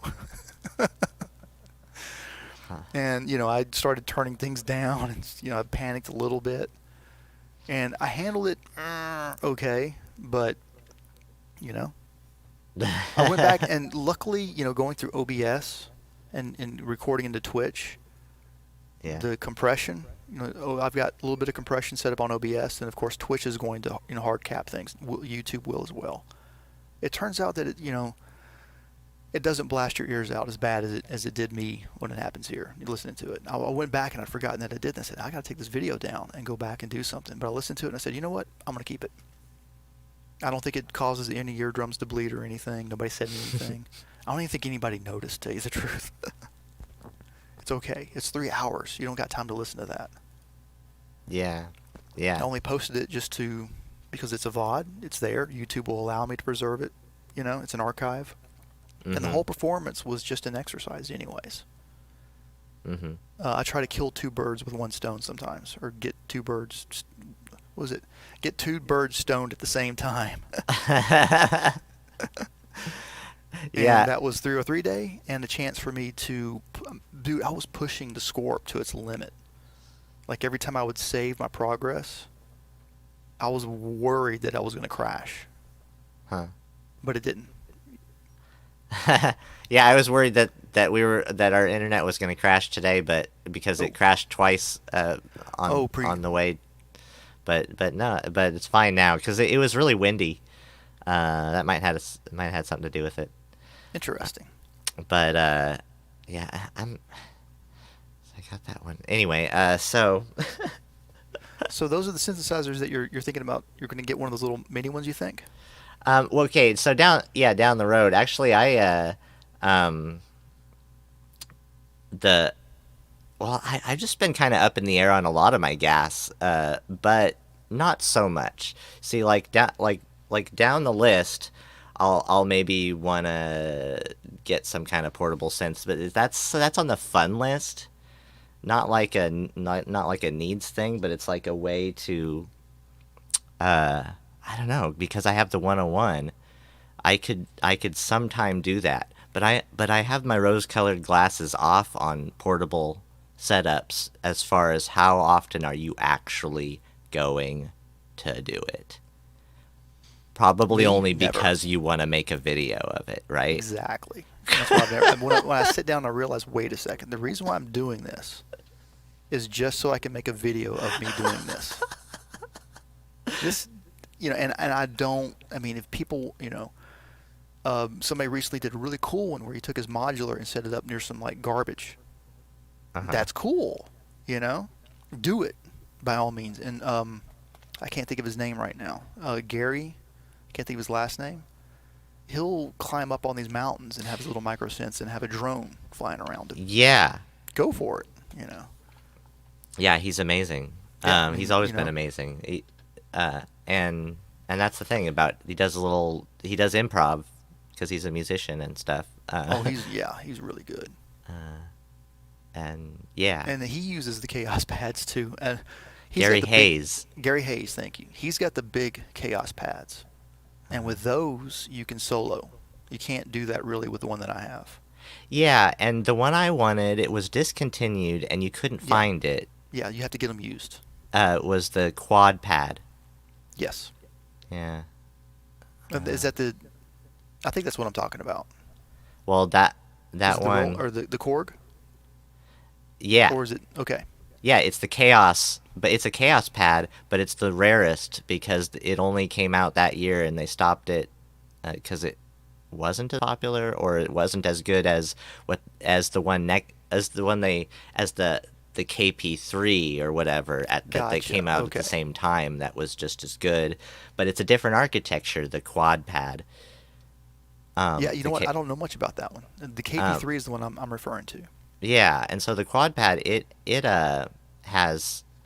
all black, and then it has the 4 different colors on the pad screen. Cool. Of things, and it's a multi-effects pedal, and it's just effects, and it has the knobs up there, and then it has the pad, and you just choose your effect and then do the pad thing, choose your effect to do the pad thing, but it'll show all 3 as colors. I mean, all 4 effects that you're using as colors on the pad as a reference. So you know which ones they are. That's really cool. And I loved it. And yeah, Sonic State, Nick had one, showed off one back in the day a little bit, but okay, yeah, no. I'm definitely going to go back and find that one. Gaz had a really cool unit that he showcased. It was a Roland that had the sliders. You remember that one? I've seen a few of those go on reverb before, but I've never pulled the trigger on one. Forgive me. I have to. I know the SP404. No, it's nothing like that. It's weird. It's like it came out in the late 80s or something. It reminds me of the SH32, but it's not. Huh. And it may be Yamaha, but I'm pretty sure it's a Roland. And which is weird. Like, when you look at all of this, and Yamaha is just so not present. I'm telling you, yeah, they did used to own Korg. That's what it was. Yamaha at one point did have a large ownership in Korg, and then I think that Korg kind of bought some of it back. But I think that the reason why Yamaha is not so much in this game, so to speak, is because they just get a cut from Korg. And they focus on piano player, like on performers, on players. Yeah. But I think it's the Roland D20 or something. Have you ever seen that? It's the orange groove box they came out with. Huh. It had the quad pad as well, where you have like Huh. the 4 different zones. Okay. And I think it was the D20. I'm not sure. I'm probably wrong on that one. That's another one that I saw. It's pretty cool. I like orange. Orange is one of my favorite colors. And I mean, if anything is a toy that looks like a toy, it's this particular groove box. Well, I've been looking at DAW controllers, and so I mean just a little bit because of jog wheels. The idea of a jog wheel. So there's little jog wheels you can get by themselves, like a Dell one, and then there's a more expensive one by another Yeah, company. those are so cool. And so that would be good for editing and stuff like that. And like you said, you were saying that you were thinking of going into trying to make better mixes in the DAW afterwards and stuff like that. And I'm kind of going that route. But the thing is, okay, so Korg, the Nano Station, Korg Nano Station or something like that, Nano Control Station, has a pad on it and a jog wheel like their other one. Yes, okay, there's that. Got the one with the faders, which I have. Oh, no use and they for, made different unfortunately. colors of those too. Yeah, I got the black and orange one. Yeah, that's cool. I'm going to be able to use it though. I think thanks to the RK006. What I can do is through the USB interface, I might be able to connect my microcontroller, the Korg Nano controller, and have it work with the Pyramid. But I may need to actually do a lot of DIY with an Arduino to make that happen. So don't expect that to happen anytime soon. But it's cool. I just thought that was really tempting how they have a jog wheel on the Korg Nano. You know, I would say go for it. And they have the sliders, but they might not feel as good as, see, this is what I want to use right now, but I would be using this and a mouse or this and a jog wheel. And this is really nice. I might not want to give up that portion of it, but to have it all there in an even smaller footprint is kind of cool. Well, there's another option, but we'll have to do some research later after the show. I can't remember the name of these guys. They're making modular controllers for DAWs. So think modular, but for the purpose of being a controller for your DAW. So you pick what pieces of the interface you want, and then like build a little case, and then use that to help control your DAW. That's pretty cool, I think. Yeah. How much it's going to cost, I don't know. Well, I've always looked at options of people who have built their ideas of modular controllers for DAWs. Usually pretty boutique and expensive sort of predicaments, like Kickstarters. I backed a Kickstarter for a controller. You may know what I'm talking about too. Yeah. They're I don't know if he's out of France or he's definitely out of Europe. But I'm subscribed to his YouTube channel and I haven't heard any updates in the past couple months though.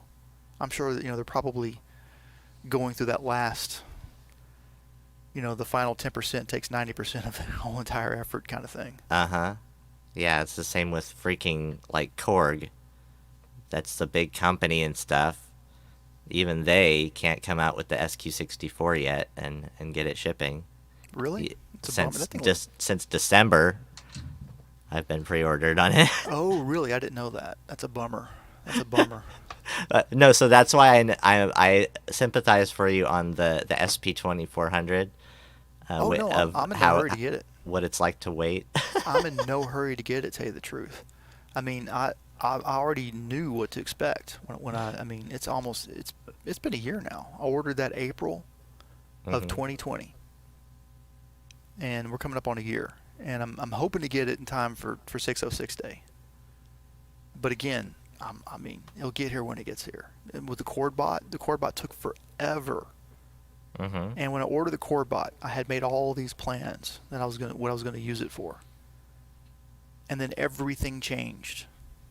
And then when it showed up, I was like, whoa, I don't even really need this anymore.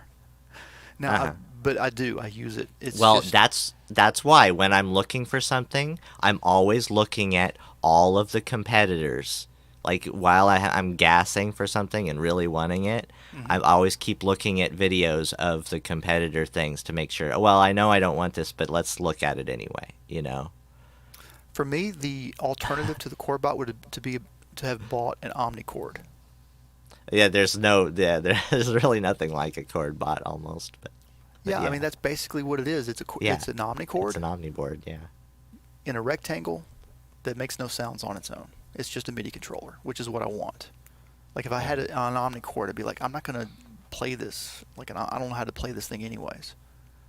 So yeah, for me, the only option, there was no other option. Now there is that, I forget what it's called, but that MIDI inputting interface that has like the middle section and then the two kind of keyboards on the side that allows you to do chords. Yeah, the theory board. Yes, that thing. Yep. And they're pumping that up. They're even doing ads on YouTube for that big time. So I hope that does well, although I'm going to pass it up. Me too. I don't need it, but that looks awesome. Imagine that with the Noodler. Yeah, that'd be cool. Those two are both just of like a those match things. made in heaven. Yeah. But you commit to the workflow of whatever it is, and so it's a huge commitment. It's like, I don't know. It is. It's like starting a big. It's like starting a thick novel or something. You know, it's a commitment. But, the Chordbot has a little bit of a learning curve, just getting it started up and everything, and figuring out like like doing a simple operation like changing the MIDI out channel is actually very complicated on the Chordbot. My grandfather had both a harpsichord and what are those things? Shoot. It's like an accordion, only it has the buttons instead.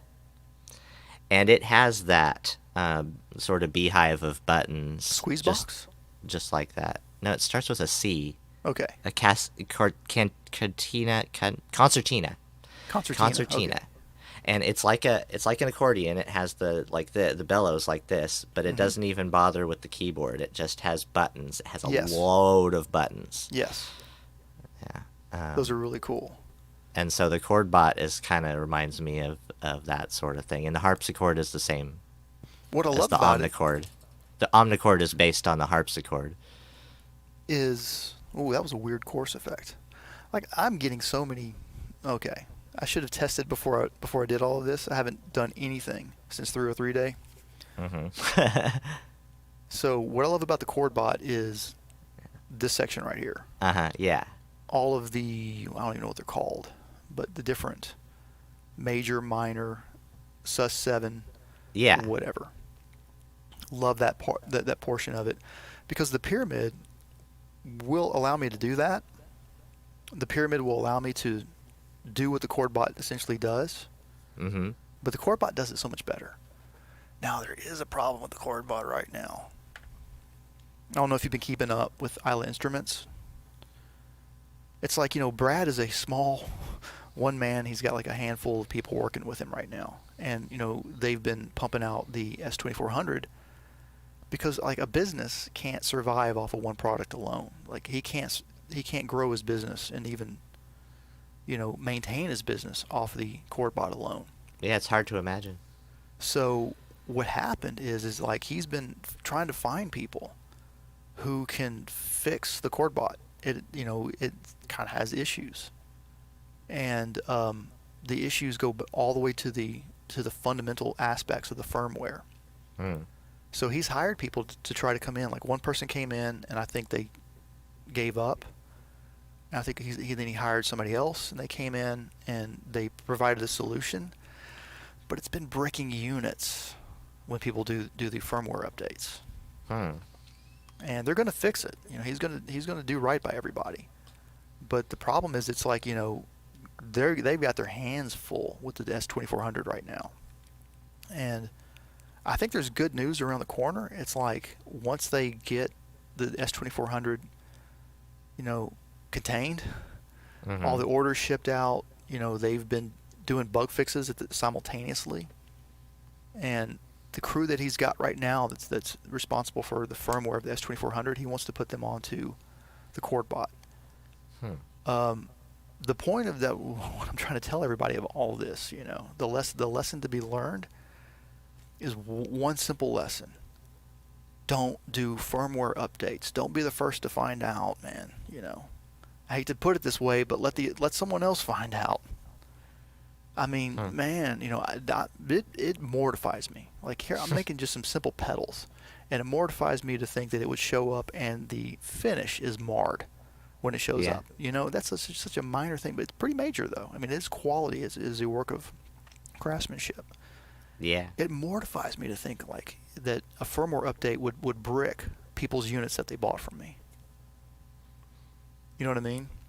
Yeah, that's happened with modules. People have stories about that happening with their modules as well. I can see that happen in that community like a lot. Yeah, because there's a lot of new digital modules Yeah. that are clones even, and that you make yourself. Lots of DIY digital modules that should be easy to make and stuff like that. But see, and this is my experience as being a software developer.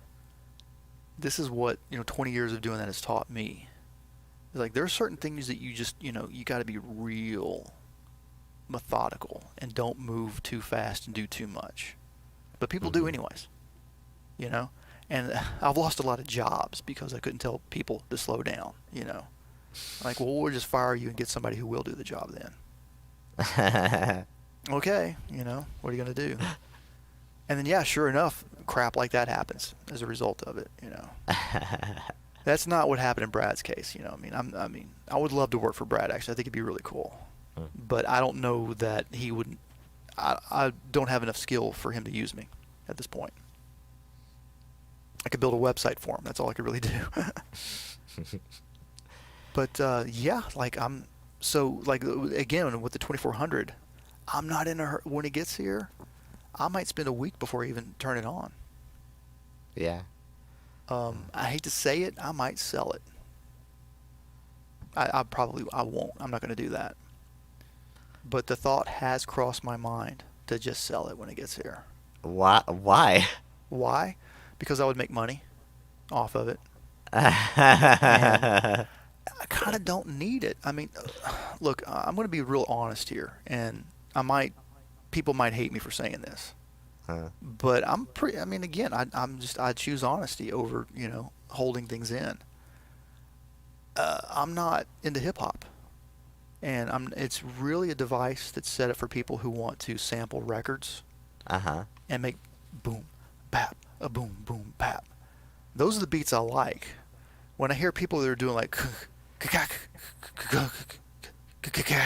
and I'm like, oh. And like people love it. I'm like going, what is going on here, man? I'm a drummer. Right? Yeah, I have horrible. I have this pet peeve of like people humanizing in these ways that are supposed to like dirty up or humanize something and not make it not sound so electronic, but it's so obvious and in a bad way that it's like, no, you're still making it worse. You're making it worse. Exactly. I don't think that people are going to realize what's been happening in the past X number of years until we're off the planet, unfortunately. And they'll probably look at this and go like, yeah, that was a period where a lot of people who didn't learn music had access to music production. And this is what happens. Right.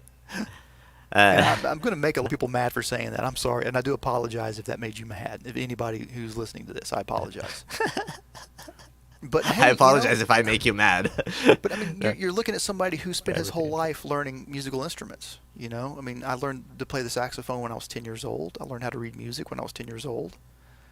Everything about drums, I took lessons from teachers, taught myself, and being a drummer of all things, it's like being a music conductor because you're the foundation and the backbone for that band. And there's a lot of bands where if you miss a beat one time, you're fired. I mean, maybe those days are over. Maybe that was the 20th century. Yeah, it was the 20th century, yeah. Right? I don't think so. We don't have musicians anymore. Well, that's just it. I mean, I think that's the solution. Is not get necessary. Rid of musicians. And some, we are already headed towards that. I mean, people want artificially intelligently created music. Well, somebody just told me in a comment I made on on some other channel about a synthesizer, somebody I guess knew me or had seen my channel before and said, "Oh, Mr. Basic, you're not a musician anyway."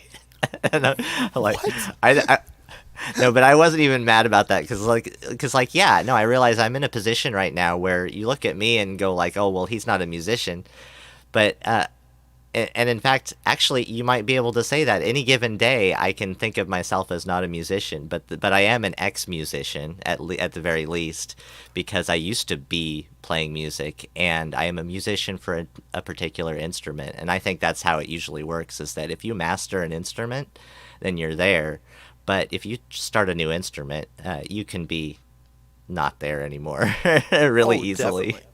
Definitely. Oh yeah, yeah. But here with all this stuff, it's like, yeah, I'm just learning stuff now. So I don't mind people saying that, because that is what I'm projecting, is that I'm not a musician, because I am just kind of just back to baby stage again. Well, see, in many ways. This is what, from my position, before all of this, back in the 20th century, I used to say everybody is a musician. Everybody is capable of being a musician.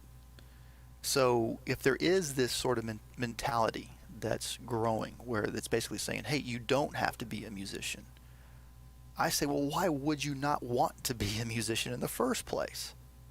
That makes no sense to not want to be a musician. I don't know anybody who wouldn't want to be a comedian, an actor, a leader, maybe not that, the pressures and everything. But I mean, you say to yourself, we're eliminating the need to have this skill. Okay. Yeah.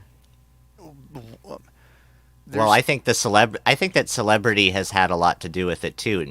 All technology aside, even before all that, like the industry itself has always been trying to, in order to make more money, has been trying to tell the public, like for generations now, to try to instill in the younger generation, the next generation, that these are the people who get to make the music. These few people are the best ones, and you guys are all just trying to get to be one of the few people who we show.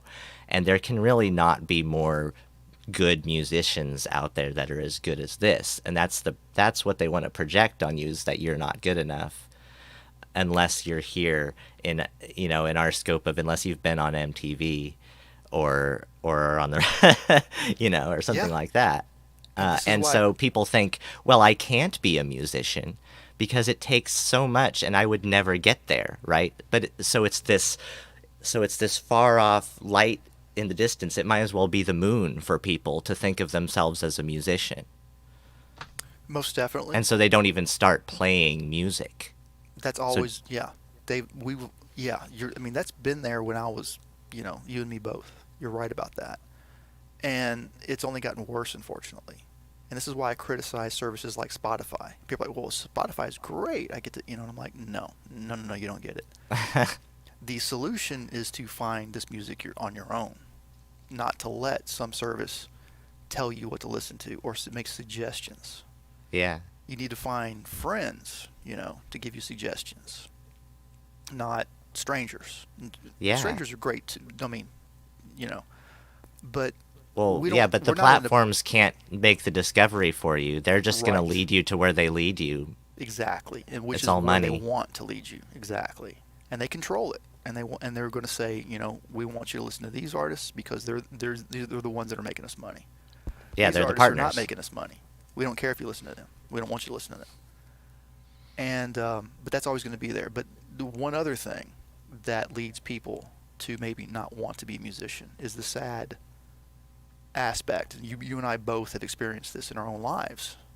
Is someone discouraging you from being that? Like you go to an art class, a music class, and you're ridiculed for your lack of ability for whatever reason. Yeah, it's like a... That happens. It happened to me. I think you said it happened to you as well. And yeah, I got over it. It took a long time, and for me it was an art class, and it maybe prevented me from wanting to learn how to draw. Mm-hmm. But I look back at the whole thing and I said, well, all I did was I shifted my effort on something else. So I was kind of lucky, I guess. I didn't really let it get to me. I mean, it got to me, but I didn't really let it affect me completely. Yeah, and I had that. Yeah, you're right. I had that same issue. Like with school, you have to be kind of like a these are the rules thing and memorization and stuff like that. And with music, it's kind of hard to for it to be like that for real. And same thing with art. You know, Yeah, and there's, yeah. it can be tough to, like, when you feel excluded Hmm. in something like that in music, and it's, even when I was, I dealt with the competitive aspect of the marching band well enough. For me, the reason why I got into band was because I wanted to avoid competition. I was not into sports. Yeah. I just wasn't a very physical kid growing up, and I didn't know that the only way to be physical was to just go out there and get knocked around a bunch of times, and then you'll be all right and get up and you'll get some muscles on you. Nobody told me that. So I had another outlet though, music. I could Hmm. go there and be accepted. You know, so that's what I did. And within that though, there still is the competitive aspect of what chair you sit. And everybody wants to be first chair. Well, most everybody, not everybody. And there's a lesson that I learned. The lesson that I learned there was that at some point you do have to have quality equipment, instrument, tools, whatever. Um, I had a cheap starter saxophone, and when I got to high school marching band, it was time for me to get another saxophone. But I didn't want to. I didn't want to go get a job and spend money on another saxophone, so I just used what I had. My parents were not going to buy another saxophone. I was lucky that I got that one. Um, so I didn't realize this for the longest time, and that though I was never going to be more than second chair, I can't. I was actually second chair on that saxophone, which is pretty darn amazing. Years later, I was with a friend of mine, a musician friend of mine, and he had a little makeshift studio. It was Hmm. about 1998, and he invited me over. He had, his band had a drum set, his guitar player, he played bass, and said, "Hey, throw some drums down for me." So I did some drums. He said, "Okay." "Hey, throw some percussion down for me." So I got on the congas and just did a little, or whatever. He said, "Hey, play some saxophone for me." And I was like, "What?" He said, "Well, you used to play saxophone, right?" I said, "Yeah, I'm back in high school." "Well, so and so, the guy that owned the saxophone," he said, "he doesn't mind. I already asked him. He said you could play it." I said, "Okay." It was almost like he was putting, like, challenging me or something. And I was like, "Dude, I'm not giving you any guarantees of what comes out of this thing. I haven't touched one of these in over 10 years." And this was a like $2,000, $3,000 Selma saxophone. I mean, I picked it up and I was like, "Whoa, this thing is nice." Huh. And I blew into that thing, and it was just like, "Oh my God." Now, I didn't, I was rusty, very, very, very rusty. But I had like no problem making a really good tone out of that thing. And I Uh mean, huh. wow, talk about, I mean, I was shocked. And I was able to, I surprised myself that day. I laid down a pretty good little line.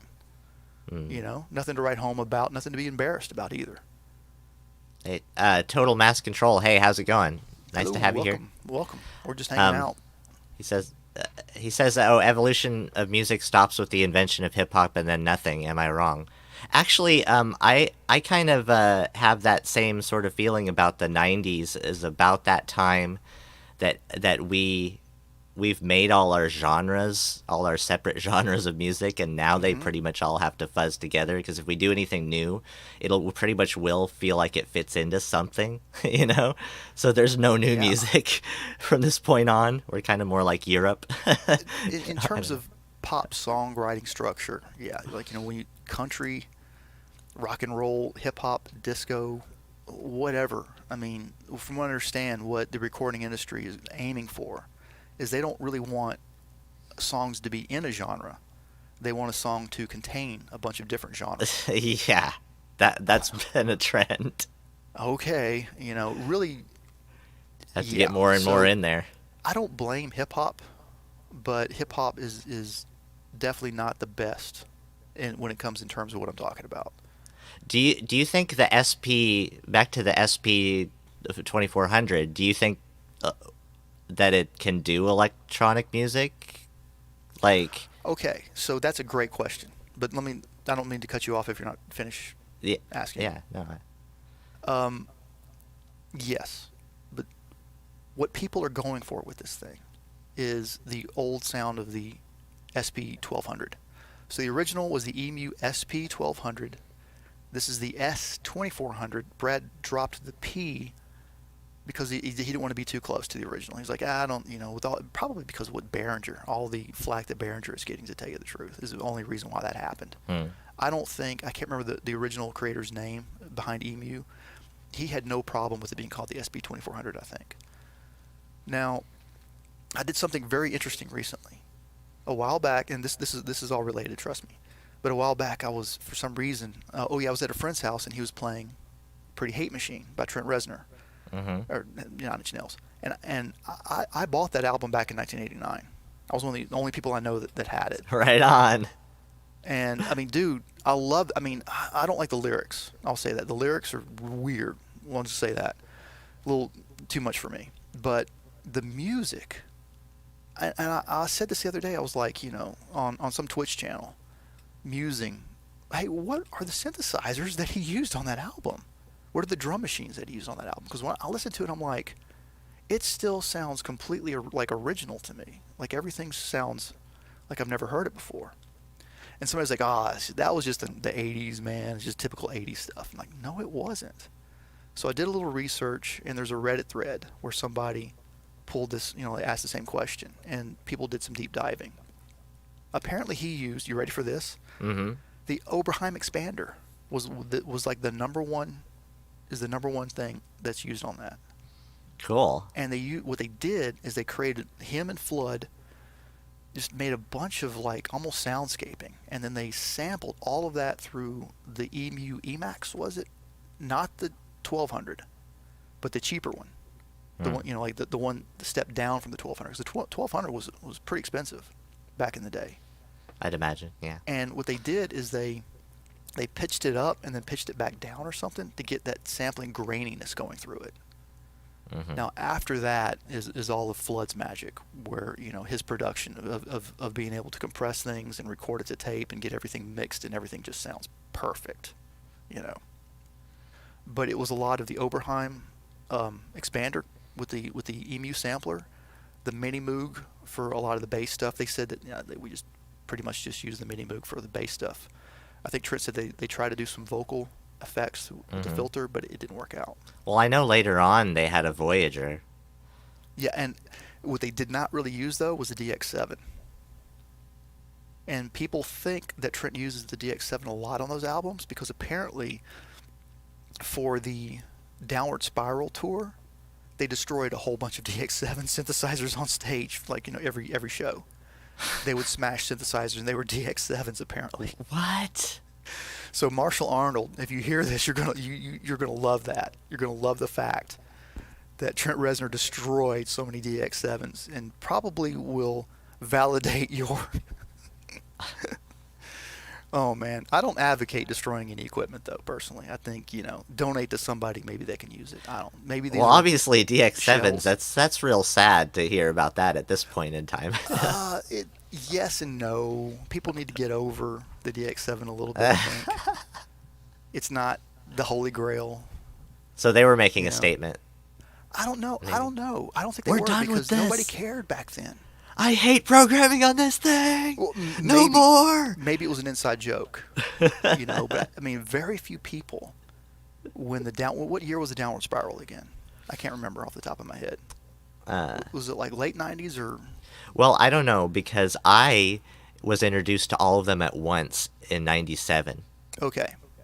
I just know that was the one that was greatly inspired by multiple songs by David Bowie, and one of them almost completely ripped from him. Interesting. Well, David Bowie was in turn inspired by Trent Reznor, though. Yeah. And I mean, David they had a good time together later and stuff like that too. He was always very open about, he would be influenced by new artists around at the time. Uh-huh. And Kraftwerk and maybe it was the other way around with what's his name? Cars. What's the guy's name? Gary. What's his name? Sorry. I don't know who, But I know also that Can't believe I Marilyn forgot his Manson. name. Gary Newman. Sorry. Oh, Gary Newman, right? Yeah. Yeah. But Marilyn Manson also did he did the one contact lens thing because of David Bowie. Okay. Of course, David Bowie has the two different colored eyes naturally. Was born with it. I didn't know that. I did not know that. Another Heterochromia, fact, they call it. David Bowie's the sax player on all of his recordings. Huh. That's him. Huh. Like Young Americans. I remember back in the 80s, what was that show? Entertainment, maybe not Entertainment Tonight. There was another show like that. And they used that sax line that he does on Young Americans. So really for me it was weird, like, when you grow up and and the TV culture kind of like immerses into your life like that. There are these shows that you don't care about, but they're on all the time, and you just, somebody else is watching it in the household and you hear it. I kept hearing that over and over and over and over and over. Huh. And now to realize that that's David Bowie playing sax on this, like, he could have been a professional sax player alone. Yeah, he was that's that cool. good on saxophone. Huh. Like, he could have been hired by Pink Floyd to play Yeah. on Well, Dark Side of the Moon. it's good that he did his thing in the 80s then. Yeah. Because that's where the saxophone was accepted. That, the 70s and the 80s, it finally died out, I think, because of that big muscle-headed guy that Tina Turner hired. I think that's when people got sick and tired of saxophone. I watched Inner Space is a great movie. I watched Dreamscape again recently. It just doesn't hold up anymore. I mean, not. And there's this scene where, like, Dennis Quaid, the main character, at the beginning of the movie, he comes home to his apartment, picks up a saxophone and just starts, like, playing sexy saxophone music for no reason at all, And it's like, Yeah, and that's what I think I kind of hate the most is romantic, sexy saxophone. And Yeah, so me too. So have you seen Lost Highway? oh yeah, I love that movie. I mean, I don't Yeah, Bill understand Pullman. it, but There's a scene where Bill Pullman is playing the saxophone, yeah, and it's chaos saxophone is what you'd call it, because it's just that he's doing it in a club, and he's just like this. oh yeah, But you know, John Coltrane would actually make that sound nice doing that. yeah, and I had the soundtrack to the Lost Highway because I think it's one of the good. greatest soundtracks ever. It's good. Yeah. Yeah, Angelo Baldmenti, and then Marilyn Manson does a couple of songs on it that are just Doesn't for Trent that. Reznor have something on there as well? And David Bowie too. Yeah, I've listened to it. It's been a long time though. yeah, it's Trent Reznor. It's half of it's Angelo Baldmenti, and then it's Trent Reznor and Marilyn Manson, and maybe another Nick. Oh yeah, Nick Cave. Nick Cave, he's awesome. Yeah. Did you see his movie The Proposition? Check that out. Okay. It's very violent though. If you're not. I'd imagine. Yeah. Yeah, just anybody out there listening, warning. But it's like an Australian Western. Huh. It's really Total good. Mass Control says Fausto Papetti is a great saxophone philosopher. I feel like I should know that name. Like he's like, that sounds like somebody like John Zorn kind of person. I'm not a huge John Zorn fan. I mean, that stuff is just too much for me. Like he was on the first Mr. Bungle album, for example, Naked City. Some friends of mine played some Naked City for me. I thought I was going to pass out from being traumatized. Huh. I didn't Mr. like it. Mr. Bungle, he's from around here, from where I live. Mike Patton? And yeah. Mike Patton is amazing. And the Melvins also came from King around Buzzo. here. King Buzzo. I love the Melvins. It's always like Eagles. They're not the Eagles. It's just Eagles.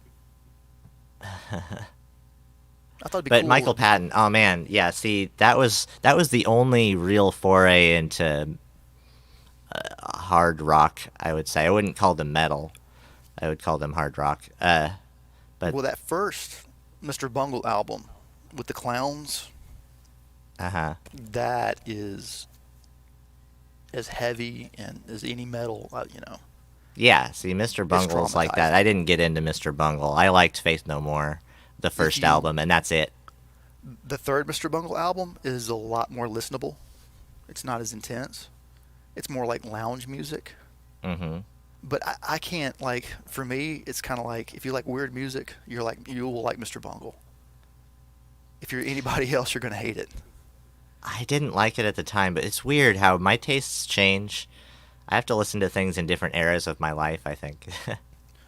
For me, what's weird is that the first time I heard the first Mr. Bungle album, I mean, I wanted to leave the room. Yeah, me too. It was so uncomfortable, and I was like looking. I mean, it was like, horrible. all right. It was like I a was just bad like, all acid right. trip or something. But He recorded that. That's cool. oh, cool. But and No, the subsequent albums, I would think that they're tamer, but there's not really a song structure. It's like they're just these little montages, and then now we're Yeah. doing this, and now we're over here, now we're doing this. And that's what like the Melvins were like too, and Jello Yeah, Biafra. yes, but it's different. It's different. The Melvins, they want to rock. The thing with what the Melvins are doing is they don't want to have the typical verse, chorus, bridge, verse, chorus, that kind of thing. They want to mix that up. They still groove. If you see what I'm saying, Yeah. like you feel like you kind of dance into it, kind of thing. Mr. Bungle, it's like now like the grooves keep shifting. And they won't let you. It's kind of like that old band that you were saying that you were in. Like Yes. anytime a groove starts Yeah. to be established, You don't want to set down. Yeah, If you not start quite to that setting down level. on a groove, you have to change it. yeah, Nope. they're not quite on that level, but kinda. So going back for me, my favorite Mr. Bungle is actually the first album. I just had to learn to love it, I guess. But it's hard to explain. Like again, I don't want to recommend it because people will think I'm a weird person, kind of thing. Like, whoa, you like that album? You're strange. But it's the songwriting on that album is so good. It's hard to explain. Like the movement of some of these songs where it's like, and some of the samples they take, like they took a sample from American Werewolf in London, the werewolf howl. Huh. Oh man, how they use it is just so cool. But it is definitely an acquired taste and not for everyone. But yeah, Faith No More. I'm a huge Faith No More fan. By the way, Yeah. their older stuff. I mean, I used to fall asleep to that music when I was a teenager. Which is weird, but like for some reason, I just loved it so much. And the thing is, Woodpecker from Mars, That's a great song. it just, I can't even. I can't think of the drummer's name right now. I think it's Mike something, and it's not Portnoy, but that's what I'm thinking of right now. Mike Borden. I can't believe I remembered that. Okay. What an amazing drummer. He is so underrated. Yeah. Like, the only reason why I get kind of upset or whatever, when I see people praising other drummers is I'm like, well, what if you don't even know about this guy? And Yeah. This guy runs circles around this guy in ways that you would, love. And see, that's how Faith No More really stood out to me, is because I was always into. I always heard the elements of songs separately, Mm-hmm. and so I always appreciated just like, whoa, even though I kind of didn't like a lot of things from that genre at the time, like I could point out, it's like, wow, everything's clear, Yeah, Whereas, makes you it wonder, did- like, how did you write that? And then how did you actually get it recorded on tape? That kind of stuff. yeah, and what was it? War Pigs. Yeah, so that album, like I actually learned how to play, like that's one of the albums that I drummed along to early on. Meaning I would play as best as I could and try to keep up, I love that song, Surprise You're Dead. You remember that? Yeah. Surprise! Yeah. You're the dead! five. Guess what? It never ends! Yeah. The torment, the torture, profanity, the nausea, suffering. I can't believe you remember the lyrics. I never memorized lyrics. I can never repeat them either. But like the drum line on that one, yeah, that one. So for me, it's pretty simple. If there's some pretty innovative drums on it, I'm probably going to be a fan. Yeah. But I haven't been keeping up too much with new bands lately. Even like, I haven't kept up with Meshuggah, Gohira. I haven't heard like a lot of the latest albums that they've put out. This has satisfied me. Making my own music using this equipment has filled up a large, gap for the need for going and finding music, from existing artists.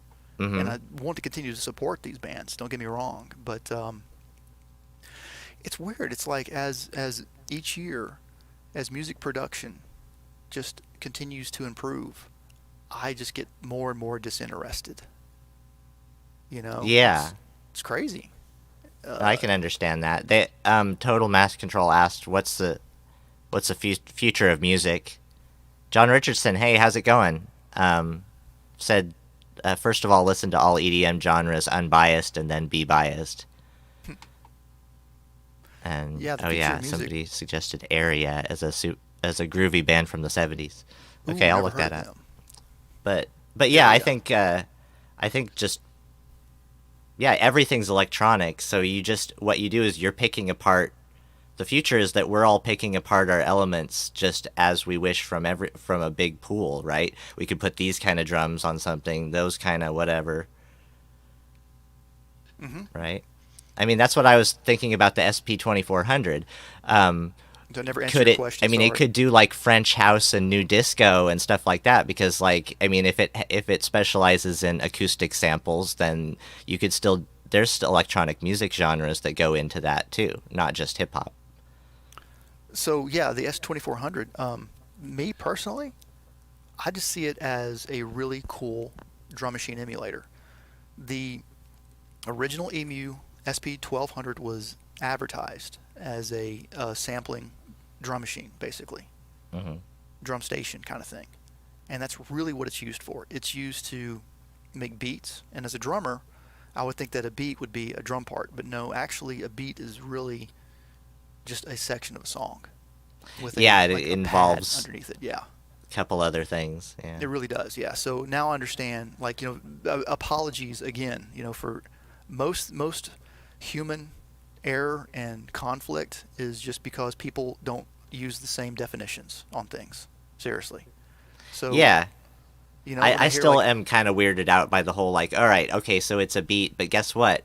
In my mind, it's a song. It's a song, right? And so I'm why are you calling yourself a beat maker when you're really a song maker? It's like you're actually, lessening your status of what. But if it really is a 16 bar or a 32 bar, then yeah, sure. And so what's a song? It's just a verse, a chorus, and a bridge, pretty much. Yeah. And of course the really good ones are ones that are very clever in how they integrate into each other. When you've got this set of chords, and the human ear gets used to this sort of palette, knowing to change to somewhere that songwriters wouldn't have expected. That is usually the sign of really good, getting towards quality songwriting. There's much more to it than just that, though. But yeah, so to me, a beat is just a drum beat, right? So with the S2400, what a lot of people do is just sample in some drums, some short drum hits, and then have some long pads. And then they sequence in either by playing them, and I think most of it is just done real time. Most people who use this, I don't think, use any kind of step recording. I will confess, using step recording probably means you have to have a little bit of a different kind of viewpoint of how music works. And me, as a drummer, I don't know how other people see things and hear things. When I became a drummer, I experienced a shift in my perception of music. And I think it happens to anybody who just hears the calling of the drum set. Once you're able to discern an instrument's part, when you can hear what it's doing through the mix, and then you do this for a while, and you start to kind of pick it up and you hear the commonalities between different songs, then you start to become a musician, actually. You haven't necessarily translated that to the mechanical motions of what you need to do to produce sounds, but you're hearing it, and that's the first step. Yeah. So when I became a drummer, it forced me to really hear it, And so for me, when this happened, I was 16 years old. So I was, there was a lot to be changed, if you see what I'm saying. Like, it was a huge paradigm shift for me. Suddenly, like, all the music that I'd heard up until when I was 16, it really had nothing to do with the age. It's just that's when I started playing drums. And keep in mind, I had been playing saxophone for like 6 years prior to this. I played saxophone a total of 7 years, and then I switched to drum set. Like, everything that they taught me, that they tried to teach me about music and so forth up until that point, playing saxophone, just threw it right out the window. Everything, well, suddenly, how I heard music was completely different because of playing drums. So Yeah.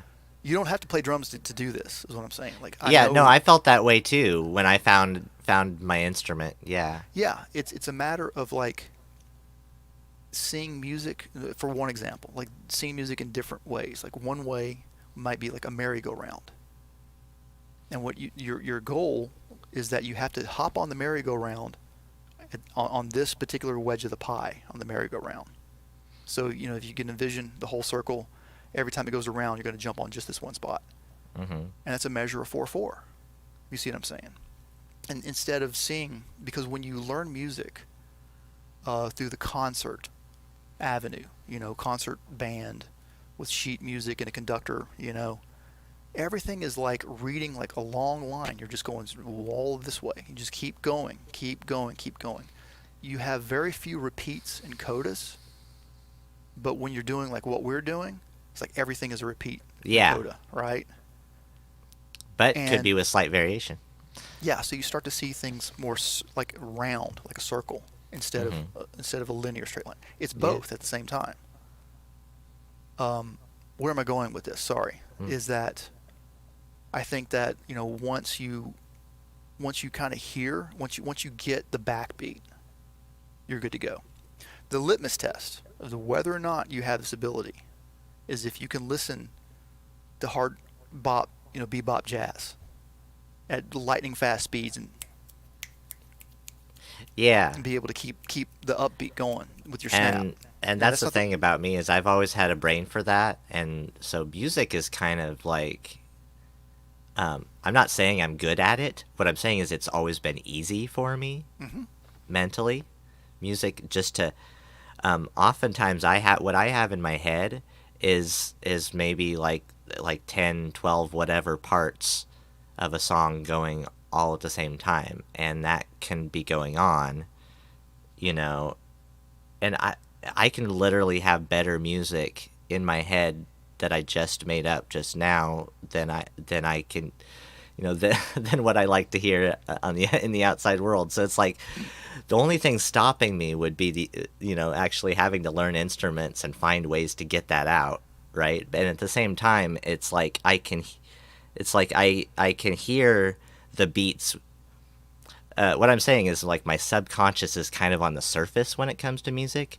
So when those beats aren't going on audibly, or when I'm playing them, I still have them going on all the time. I can still basically not hear, but basically hear the beat all the time. And so that's what made me like a natural choice for drummer. Is that that backbeat, like you say, I always kind of had it in me without effort, But for that reason, I think maybe I like all that complex jazz too, and I'm not totally cheesed out by it. You can be cheesed out by it even if you understand it. I want to tell people that the reason why I'm into jazz is because I forced myself to be into jazz. And the reason why I did that is because I knew that to be a better drummer, I would need to learn jazz drumming. And so, yeah, I'm like anybody else getting into jazz. The big band, the swing stuff, that's, pretty easy stuff to get into. Glenn Miller is another great one to get into. Just real easy stuff, When you get into the Coltrane, the Miles Davis, even maybe something like, the Art Blakey and the Buddy Rich kind of stuff. It's like, whoa, what is going on? I mean, I talk to people, and ask them, so what do you think about jazz? Well, it sounds like 4 people that are just playing 4 different songs at the same time to me. Right. And well, go ahead. Yeah, it's almost like it takes a bit of focus, a bit more focus, and not just to Yes. sit back and listen. But where's that focus, right? Where do you need to put that focus? Because if you've got a whole bunch of stuff going on, you don't know Yeah. really which one is the important one in that Uh-huh. sense, Yeah. And so what I did was, it was a weird time period. This was 1995, and I want to do a whole video essay on this one day if I can. I hope you didn't hear whatever that crack was. I don't know what that was. Oh, that's my antenna. Sorry, I apologize. Is 1995? What happened in 1995? I want that to me is when rock and roll died. Was 95, Uh, and just so many. Kurt Cobain died. Jane's Addiction broke up. So many things happened that year, and it's like corporate rock came back that year and it just took over the rest of it. Took Yeah. over everything. Yeah. And that's when when Seagram's bought out all the other labels, same time, and then they sold them off. What was But that they all had to do about? that, and that's the thing, is at the same time there was the whole Napster thing trying to get rid of the industry.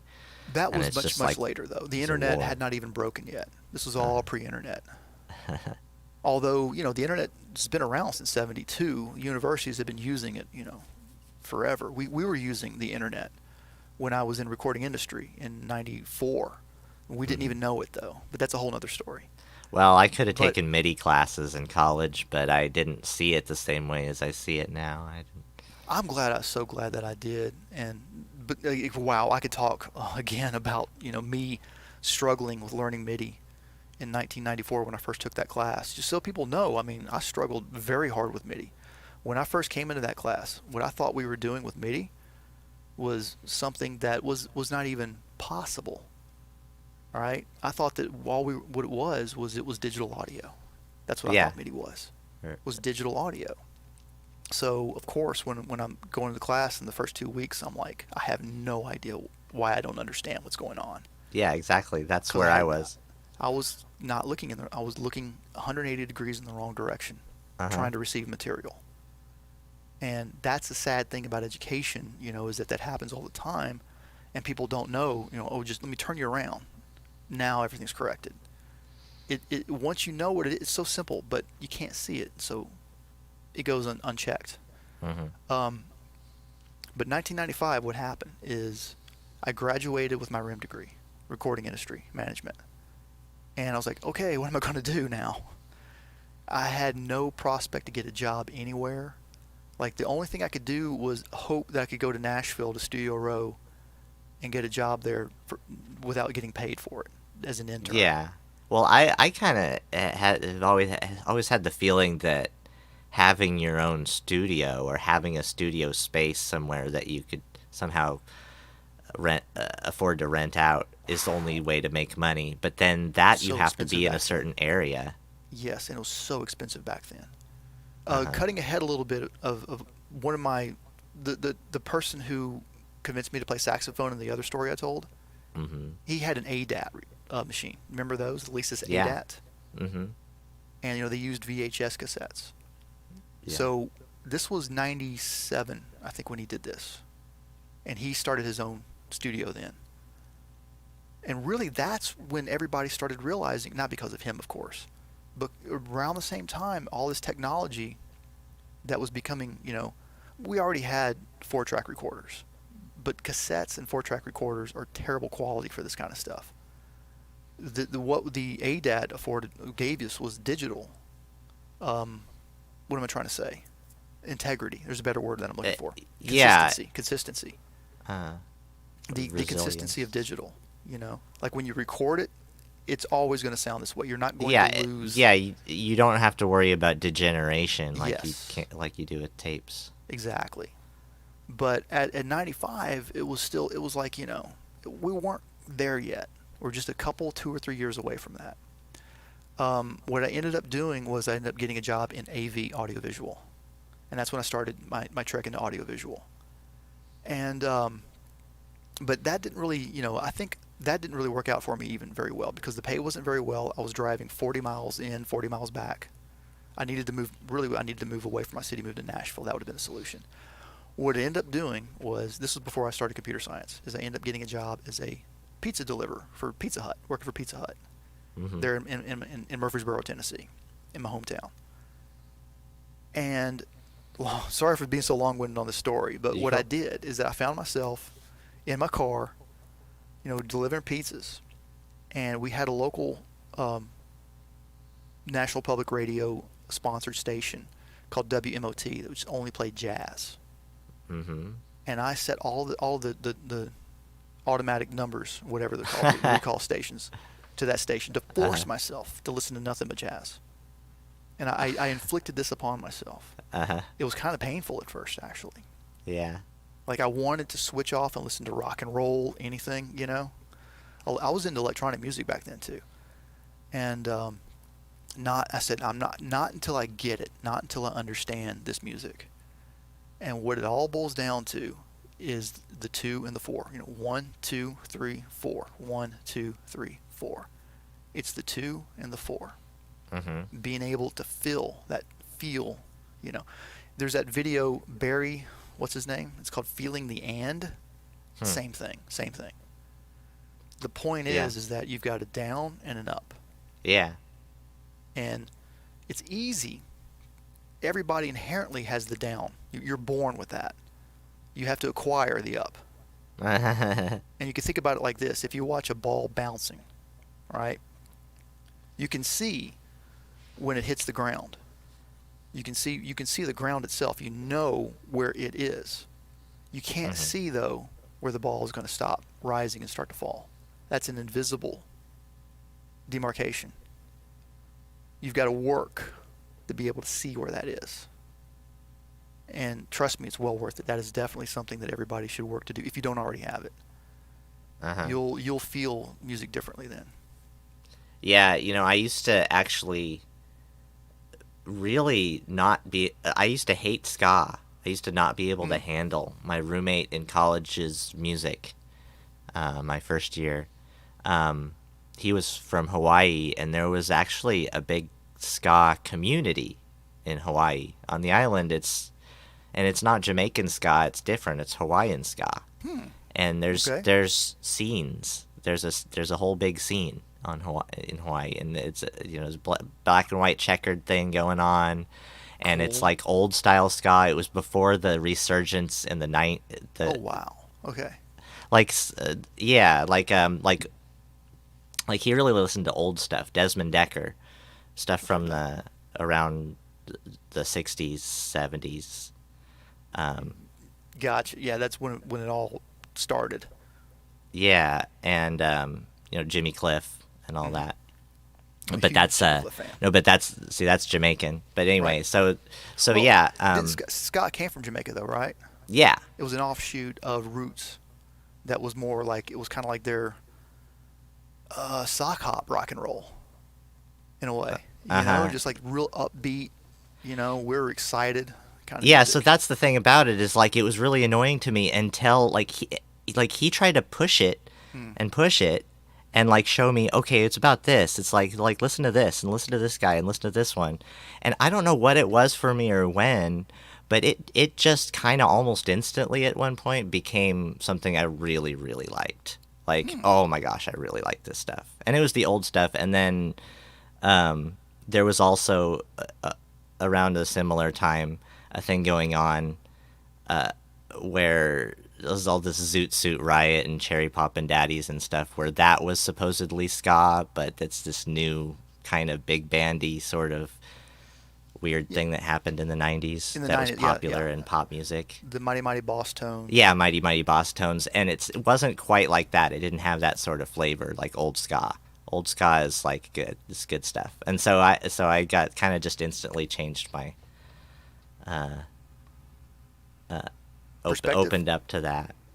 And I always think about that every time I end up like changing my mind about music or opening up to some new genre. It's like, oh yeah, but the thing about that was, like you said, is the upbeat is like that was kind of a new thing for me, to just be all about the, no matter what, it's not the downbeat, it's the dat dat dat dat dat. It's the same thing with dare I say polka, but but also Mexican music. Which And that's what is- my is- partner does not like about Mexican music. Oh, I just really Border. can't stand it when they do the but, and she has to change it. We cannot sit in the car and watch it. Oh, that's so funny, man. Listen to Like it, I mean. border Mexico between like California, Arizona, and Texas. That is polka music, and that is Yeah. German. That's when Germany occupied in the late 1800s. I think it was the Spanish-American War. Yeah, and it's still And- very, very brass. And intense. yes, and it's still very, very popular down there. It's But like I also even like it more and more because of this Oh, I ship lo- I I was love on it. that I worked on, and it was all I could listen to 16 hours a day while working was Mexican music. Do you ever like the drummers on some of that stuff? They blow my Uh-huh. mind away. Yeah. Like I'm like, what? You can't. It's the same thing with the German polka drummers. It's like, what? You can't keep up with them. They're always Yeah, it's they're a just culture where those people just play their instruments every day as a thing naturally still. Mm-hmm. Like maybe some other places in the US used to. It's a lot of marching. It's a lot of traditional military marching stuff. You know, they do all the rolls. They know all the rudiments and that kind of stuff. But Yeah, it's it's just all very improvised. precise. It's And- precise. It's precise and improvised. Yeah. So you're always on your toes trying to figure out like what they're going to do next. Yeah. Love that stuff, yeah. And I always thought polka, like I feel like polkas are music that like everybody kind of gets though. It's the version of that's the easiest one to kind of get into, I think, and it's almost Okay, I thought it's what everybody makes fun of, but well, I it is, yeah. The I get Smingy happy. Brothers, cabbage rolls and coffee, good. But I actually like the not Weird Al Yankovic, but the other Al Yankovic, I'm not familiar with the other who- Al Yankovic. who Is it the same person? is a famous accordion player, believe it or not. And it's Oh, funny you're how right, I Weird knew Al about does that. these polka songs with the accordion, and he loves the accordion too, and he just makes fun of polka and does it in a really good way, in a professional way. Yeah, But- I'm not a huge fan because I'm not a fan of novelty music. Uh-huh. You hear it once, okay, Bloodhound Gang, right? Like, okay, the joke wears off pretty quick. Yeah. Oddly enough, the one Weird Al Yankovic song that really sticks in my head was the original one he did called "Nature Trail to Hell," Huh. which was talking about Friday the 13th movies. Oh. It's stupid, and it's just like one of my favorite Weird Al songs. Yeah. I don't know why. Yeah, I like a lot of those. I mean, I haven't heard many in a long time, but anyway. Musicianship. I need to be practicing more. Really? Yeah. My skills have gotten so rusty. Like I haven't touched drums since I started this hobby. Uh-huh. And well, no, I have here and there, but not enough to really like to my level of like okay. I love to be able to rent a warehouse, or like a practice, or like what am I trying to say? A storage shed, Mm-hmm. and just set my drums up in there and like go out like every day for 2 hours, and just play. Mm. And I mean, that's what it takes to be a drummer, though. Unfortunately, Yeah. Like for me right now, I would need to do that like 2 hours a day for a month just to get my stamina back. Uh-huh. And, Yeah, and so my hands don't turn into shredded cheese. Mm-hmm.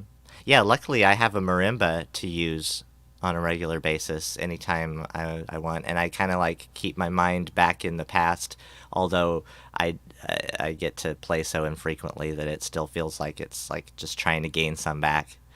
But yeah, so I can understand how you feel. I hope you can get a mallet controller one day. Yeah, no. I think if there was one thing that I would put on a layaway, on a monthly sort of thing, for like on a 1 or 2 year plan or something like that, I would do that, because it's $1,000 for one of those Yeah, I looked into Pearl it. mallet stations, and that'll be someday, but it's down on my list. I gotta keep building more parts of my studio too. The next thing should be the real last thing, besides the SQ64 that isn't going to be here yet, maybe ever. But show is up. yeah, but is the interface. We'll finally get a 16-channel interface. And so you were talking about you were having issues with your your mixer, maybe leaky channels or something like that. I'm kind of yeah. I'm kind of just deciding that I'll try to mix in the DAW and do it that way. I don't have to worry about too much about and EQing. I think I want to do visually, at least on an extra mix. That's a thing about a physical mixer. Is the EQing is kind of like, well, you can hear it, but you got to do it by ear, and so I don't know how you feel about that. But.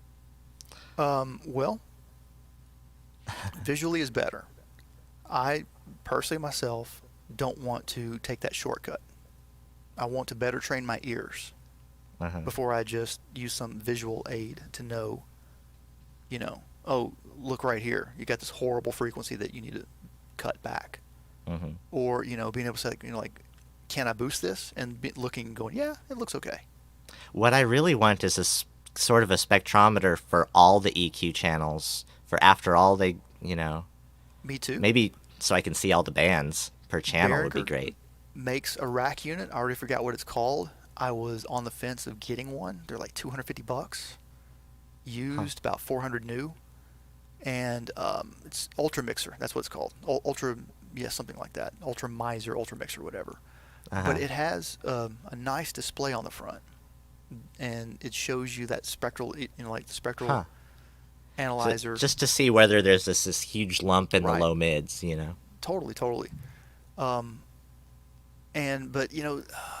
the reason why I didn't get this particular unit was because I would be coming analog out of my mixer, going digitally into that, and then coming back analog out of that, going back to my audio interface to go back to digital. So it seemed kind of, if I want to get some kind of spectral analyzer, really probably the best thing to do would just be to use my computer. Yeah. And that's what I'm thinking, maybe.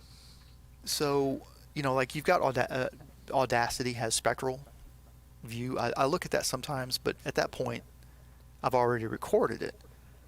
So if I want to go back and do it again, there's a good chance that it's not going to be the same anyways. So I'm back in the same boat. Really what I'm trying to do is train my ears to be able to recognize while I'm doing a jam that something's wrong and to be able to correct it. What was my success rate? It's been okay. Not great. There are better ways that I could more efficiently train my ears to do this. Yeah, there's one thing though. I think my ears have holes when when all the parts are playing. I can see the meter going way up because of the sub bass or something like that I can't even hear. I mean, these headphones are great, but I can see that I'm not hearing some things that are causing loudness. I listen to my mixes in different headphones, and it's different, so... the story of the producer for ZZ Top. Don't know which. They've had many different producers, but there's one's kind of semi. I don't know what this guy's name is. The story is that he had a car. This is back in the 80s, and he would get a mix on cassette. He would get them to mix like a sample down to cassette. He would take it into his car, and they'd listen to it in his car. And he would have like 10 different stereo pairs that he could switch in and out. And that's how they would listen to it, like in all these different, and I think what they're going for is a compromise of the best sound, like really good sound quality for those people who want to invest money in their gear, but you also want it to sound decent on crappy equipment too. And I think that's really the game in a lot of ways. So sometimes I will use these little mono speakers right here. Like, if if I can hear the bass coming out of these little, like the bass drum, it doesn't have to pump or anything, but if I can hear it, and it's not like, whoom, whoom, whoom, whoom, because that's something my mixes are definitely, I have a problem with, is not getting enough bass drum in there. Like, as a drummer, I really want the drums to be very prevalent. But I am kind of experimenting with not doing that because I am a drummer. With making the drums somewhat soft. Like, I'll get sometimes people will leave comments like, oh man, like the drums could have been harder there. I don't say anything like, well, I was going for soft drums actually. Just because why not? Just trying as many different things as I can musically to learn from it in a sense. Yeah, that's So funny. what I'm trying to go now is I'm trying to get to where I can have like really good sounding mixes. I'm starting to get to the point to where I want that now. Yeah. So like I didn't want that before. I was choosing different things that I was trying to accomplish. And I said I'll get to that later. I got other things I got to work on first. Yeah. Yeah, one thing at a, Yeah. 10 things at a time, not And 20. and I see that as putting the cart in front of the horse a little bit. Which is why I say like, don't worry about mastering your tracks right now. If you have a master button that you can just go boom and process it and render it, fine, do it. But Yeah. don't sweat bullets over it, Don't. No, I just want a maximizer button I've got that. Hang on for a second. mastering, and I just have that I've be got my that only right mastering here, and thing. I need to use this more. The Sonic Stomp Maximizer. Hang on a second. Let me get my Yeah. headphones back on. This is one of those, okay. Is this snake oil or not? What is this? I don't know if have you heard of these? The Sonic Stomps, BDE. No. They make rack mount units. You can get like in rack mount like a dual channel. Well, that's the way I first started learning about the maximizers was the rack units from Dangerous Audio, Okay. but they're expensive. I think these were one of the original Maximizer guys. These may be the original guys who started it all, gals, whatever. But it just has two knobs. It has what's called a low contour and process. What does that even mean? That's why when I talk about like when I was building my little a Super Squisher pedal, and I'm looking at these knobs, and this one's called sustain, this one's clip, and this one's attack. But you don't really know what they mean until you understand what they do in the circuit themselves. And when you look at that potentiometer, it's got 3 terminals. One's going somewhere, one's going another, and the third one's going somewhere else. They're all connected to something. And when you fully understand what they're connected to, then you understand really what that potentiometer is doing. Mm-hmm. Well, I don't know what a maximizer does yet. All I know is Unicorn that dust. it keeps things crisper and less muddy than using a compressor to try to bring other things in the mix up. It kind of brings things out. Yes, that's exactly what it does. It's a preamp EQ. So you got preamp, EQ, and compression.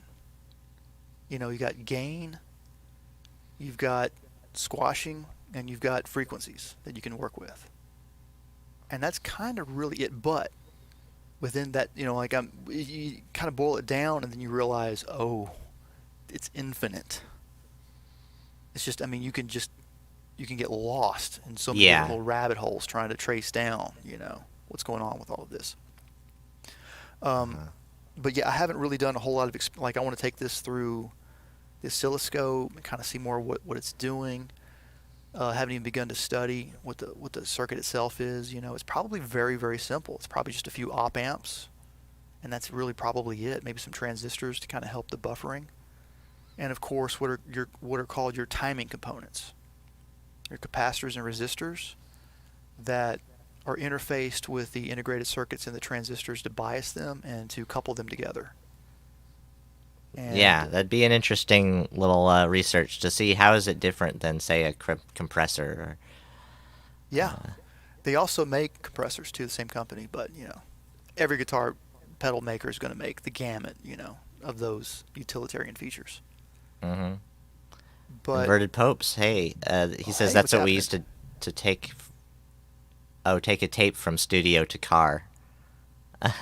to demo and monitor it, to kind of get an idea of right, what it's really going to sound like, because and even like you can only spend like so many hours working on a mix before you physically what's the word, tire your ears.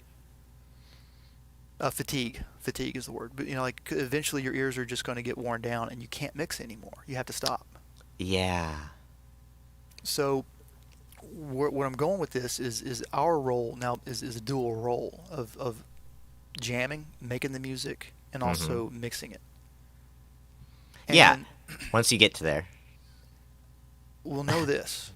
it's almost impossible. I mean, it's definitely possible to do, and you get better doing it. But what you're doing is something that's almost impossible to do, because when you think in one term, you've got blind spots to the other. Yeah, you're not objective.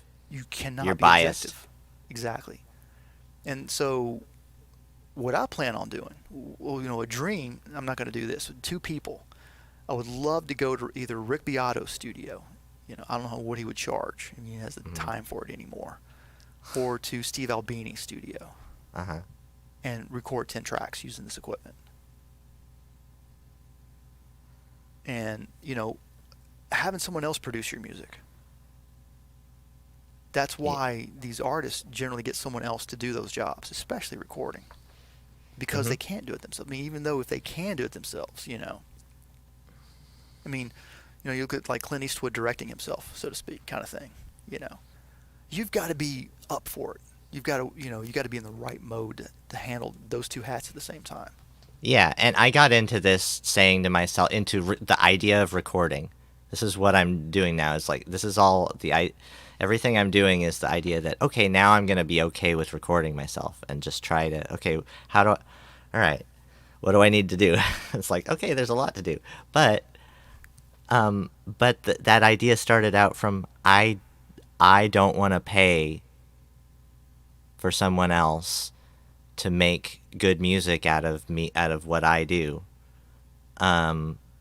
Like, I don't think I might not even think I'll ever be able to, or something like that, to make enough money to, or whatever. But even if I made enough money, I'd rather not, right? So can I learn enough to do it myself? But then, then there's the issue of, if you do that, you're gonna have to start using reference tracks and stuff like that, right? That's why I think reference tracks are good. Well, I'll look at it like this. And I think that people like Steve Albini would really appreciate this, to tell you the truth.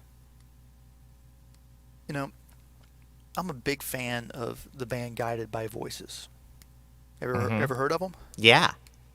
I love them. There's so many, that echo is driving me nuts, but it's kind of funny too.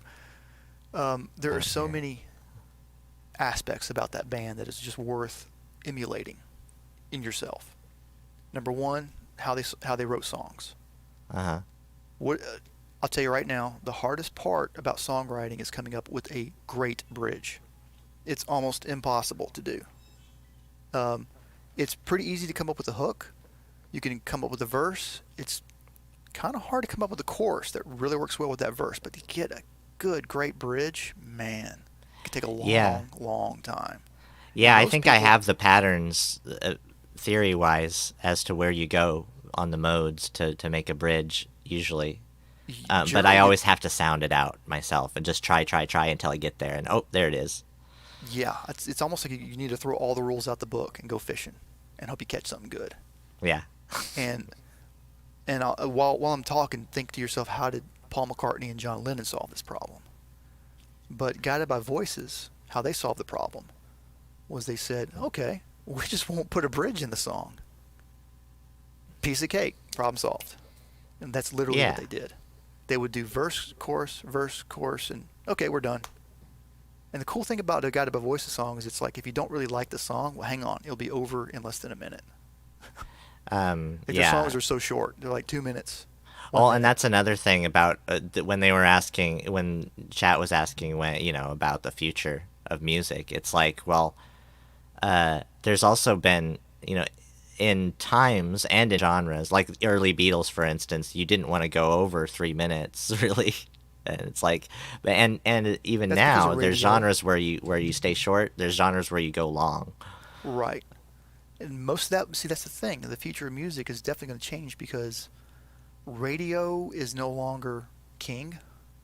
Video is not necessarily even king anymore. Television. The internet changed a lot of things, but unfortunately, who I would call the bad guys got back in control of things. The internet, we started to get away from the powers that be that control the audio world. And unfortunately, we're back. They've got control back again. Especially, yeah. No, they're coming back with a vengeance really hard with the copyrights, trying to get their They're old artists Well, to that's claim all of your new music. that's because of the pandemic. That's an unfortunate thing that is not going to help anybody, at all. And if the pandemic had not happened, right now we would probably still be able to do covers and play. We would smarter have music. the idea of a live venue is still something you could do and play songs, and Of course, nobody would be paying for each yeah. song, each listen. Exactly. That's why this is happening right now. But really, what I'm talking about though is, like, to me personally, like I see the recording industry. This is kind of the truth, unfortunately. They don't believe that the majority of people really care if music is Right. good quality or not, and they kind of don't. That's the problem. Right. Is that for the most part, the mass majority of people don't care at all. People go with what their options are. Look at how radio has Exactly. always been. They go with what their options are, and their options are controlled. And that's the radio. Your options were always controlled. You had this medium, this medium, and this medium, and you had to go like literally off the grid, in between the cracks, like ham radio, and other ways like shortwave to get to like underground type kind of stuff. The cassettes, I think one of the reasons why cassettes are making kind of a comeback is because of their function and role during the 80s. They were just paramount. The 80s would have not been what they are, the underground 80s, without cassettes. Cassettes made all of that happen. Yeah, If you had a and band in the that's 80s, that's what you did, is you gave everybody your cassette. and that's what ties into more access. But then you couldn't do that forever because it's all that material, obviously, and Yes, and then that led to the next part, which is like giving like mailing your cassettes to every record label that you could and then the tales of these A&R execs like having to sift through and listen to cassette after cassette of all this crap, and but hey, you're gonna get we heard this urban legend about this so and so who got discovered, and yeah, whatever. And you know what? I gotta go. Oh my! Pretty Oh, soon. good lord! Yeah, it's 4:00 my time. Yeah, in a little bit less than 15 minutes, I'm gonna go pick up my daughter from school. Oh, we need to get you. Yeah, we need to get you on the road then, so you're not. But I'm ready to go. So you're I not can in a just hurry. get up and go. But yeah. Well, how do we wrap this up? I don't know. I don't. I think we can just continue on. We can just do a to be continued, maybe. We can. I would say the future of music is you, whoever's watching right now, because you're watching this because you're into music. Yes, and you're a free person, able to do whatever you want to do in whatever way you want to do it. And So the hard part, and like, I still have a hard time. Everybody hears stuff in our heads, melody lines, rhythm lines. I have a hard time translating that in my music, and I never do that. When I'm creating music over here, I'm doing it through two means. One is just kind of fishing stuff out, and then that allows me to react against that, and that is a talent that I've kind of picked up over the years. But another thing is just to throw random patterns at things. If you can have a way to generate any kind of random pattern, arpeggio, any of that kind of stuff. Like if you've got something like a Beat Step Pro, you can set it to each of the tracks to a scale or a key, and just randomly pick notes. Yep. And then randomly choose which ones play and don't. I mean, it's amazing how this stuff can actually sound great, and you're just literally just picking random stuff. Yeah, and then I think that helps you keep realizing, oh, well, music doesn't really come from that person who I thought was really good. It comes from a place that's maybe ephemeral, but it's not just you. Exactly. Yeah, it's out there. And it's infinite. That's the cool thing, is that the future of music will always be, because even though there's only 12 notes, and we can talk about semitones at some point too, and what I've learned is that all around the world there's only 12 notes. This whole thing about semitones and everything is like, no, there's really only 12 notes. And yeah, and my brother keeps reminding me there's only one key relationship really going on with all the keys. It's the same key. So, but yet, yet despite that, we will never come up with all the possibilities that can be created. Yeah. So that's good, I think. Yep, there's our hope. Yeah, totally. Like the music is never ending. Yeah. Well, I'll go with the same time to start being consistent now. We'll go same time next Monday because Monday's my day where I'll always have it free no matter what, and I'm gonna be up for it. Well, thanks for no having matter me what. again. All right. Yeah. I think you said that. Is that just right? Okay, sorry. You said that anybody who wants to join in next time, just hey, Yeah. talk to Yeah, Mr. Basic. and so obviously John and Inverted Popes, the I can get a hold of you on Discord, and actually in the next one, I'll go ahead and have my Discord posted so that you can. Can I post the link? Maybe I could post the link to the broadcast in the chat. Would they allow me to do that? If they can, then I'll do it that way. Yes. And so you can post any link you want. That's what I think. Yeah, that's what I think I'll be able to do, and then you can just click on it if you want to come in. Anybody in the chat, and that's what I want to have this to be is just hop in if you wanna hop in, and of course we'll get Inverted Popes on and John Richardson also That would be in nice. person as well too. All right, take it easy. Thanks for coming. We'll see y'all next All time. right. Thanks once All right. again. Yeah, until next week.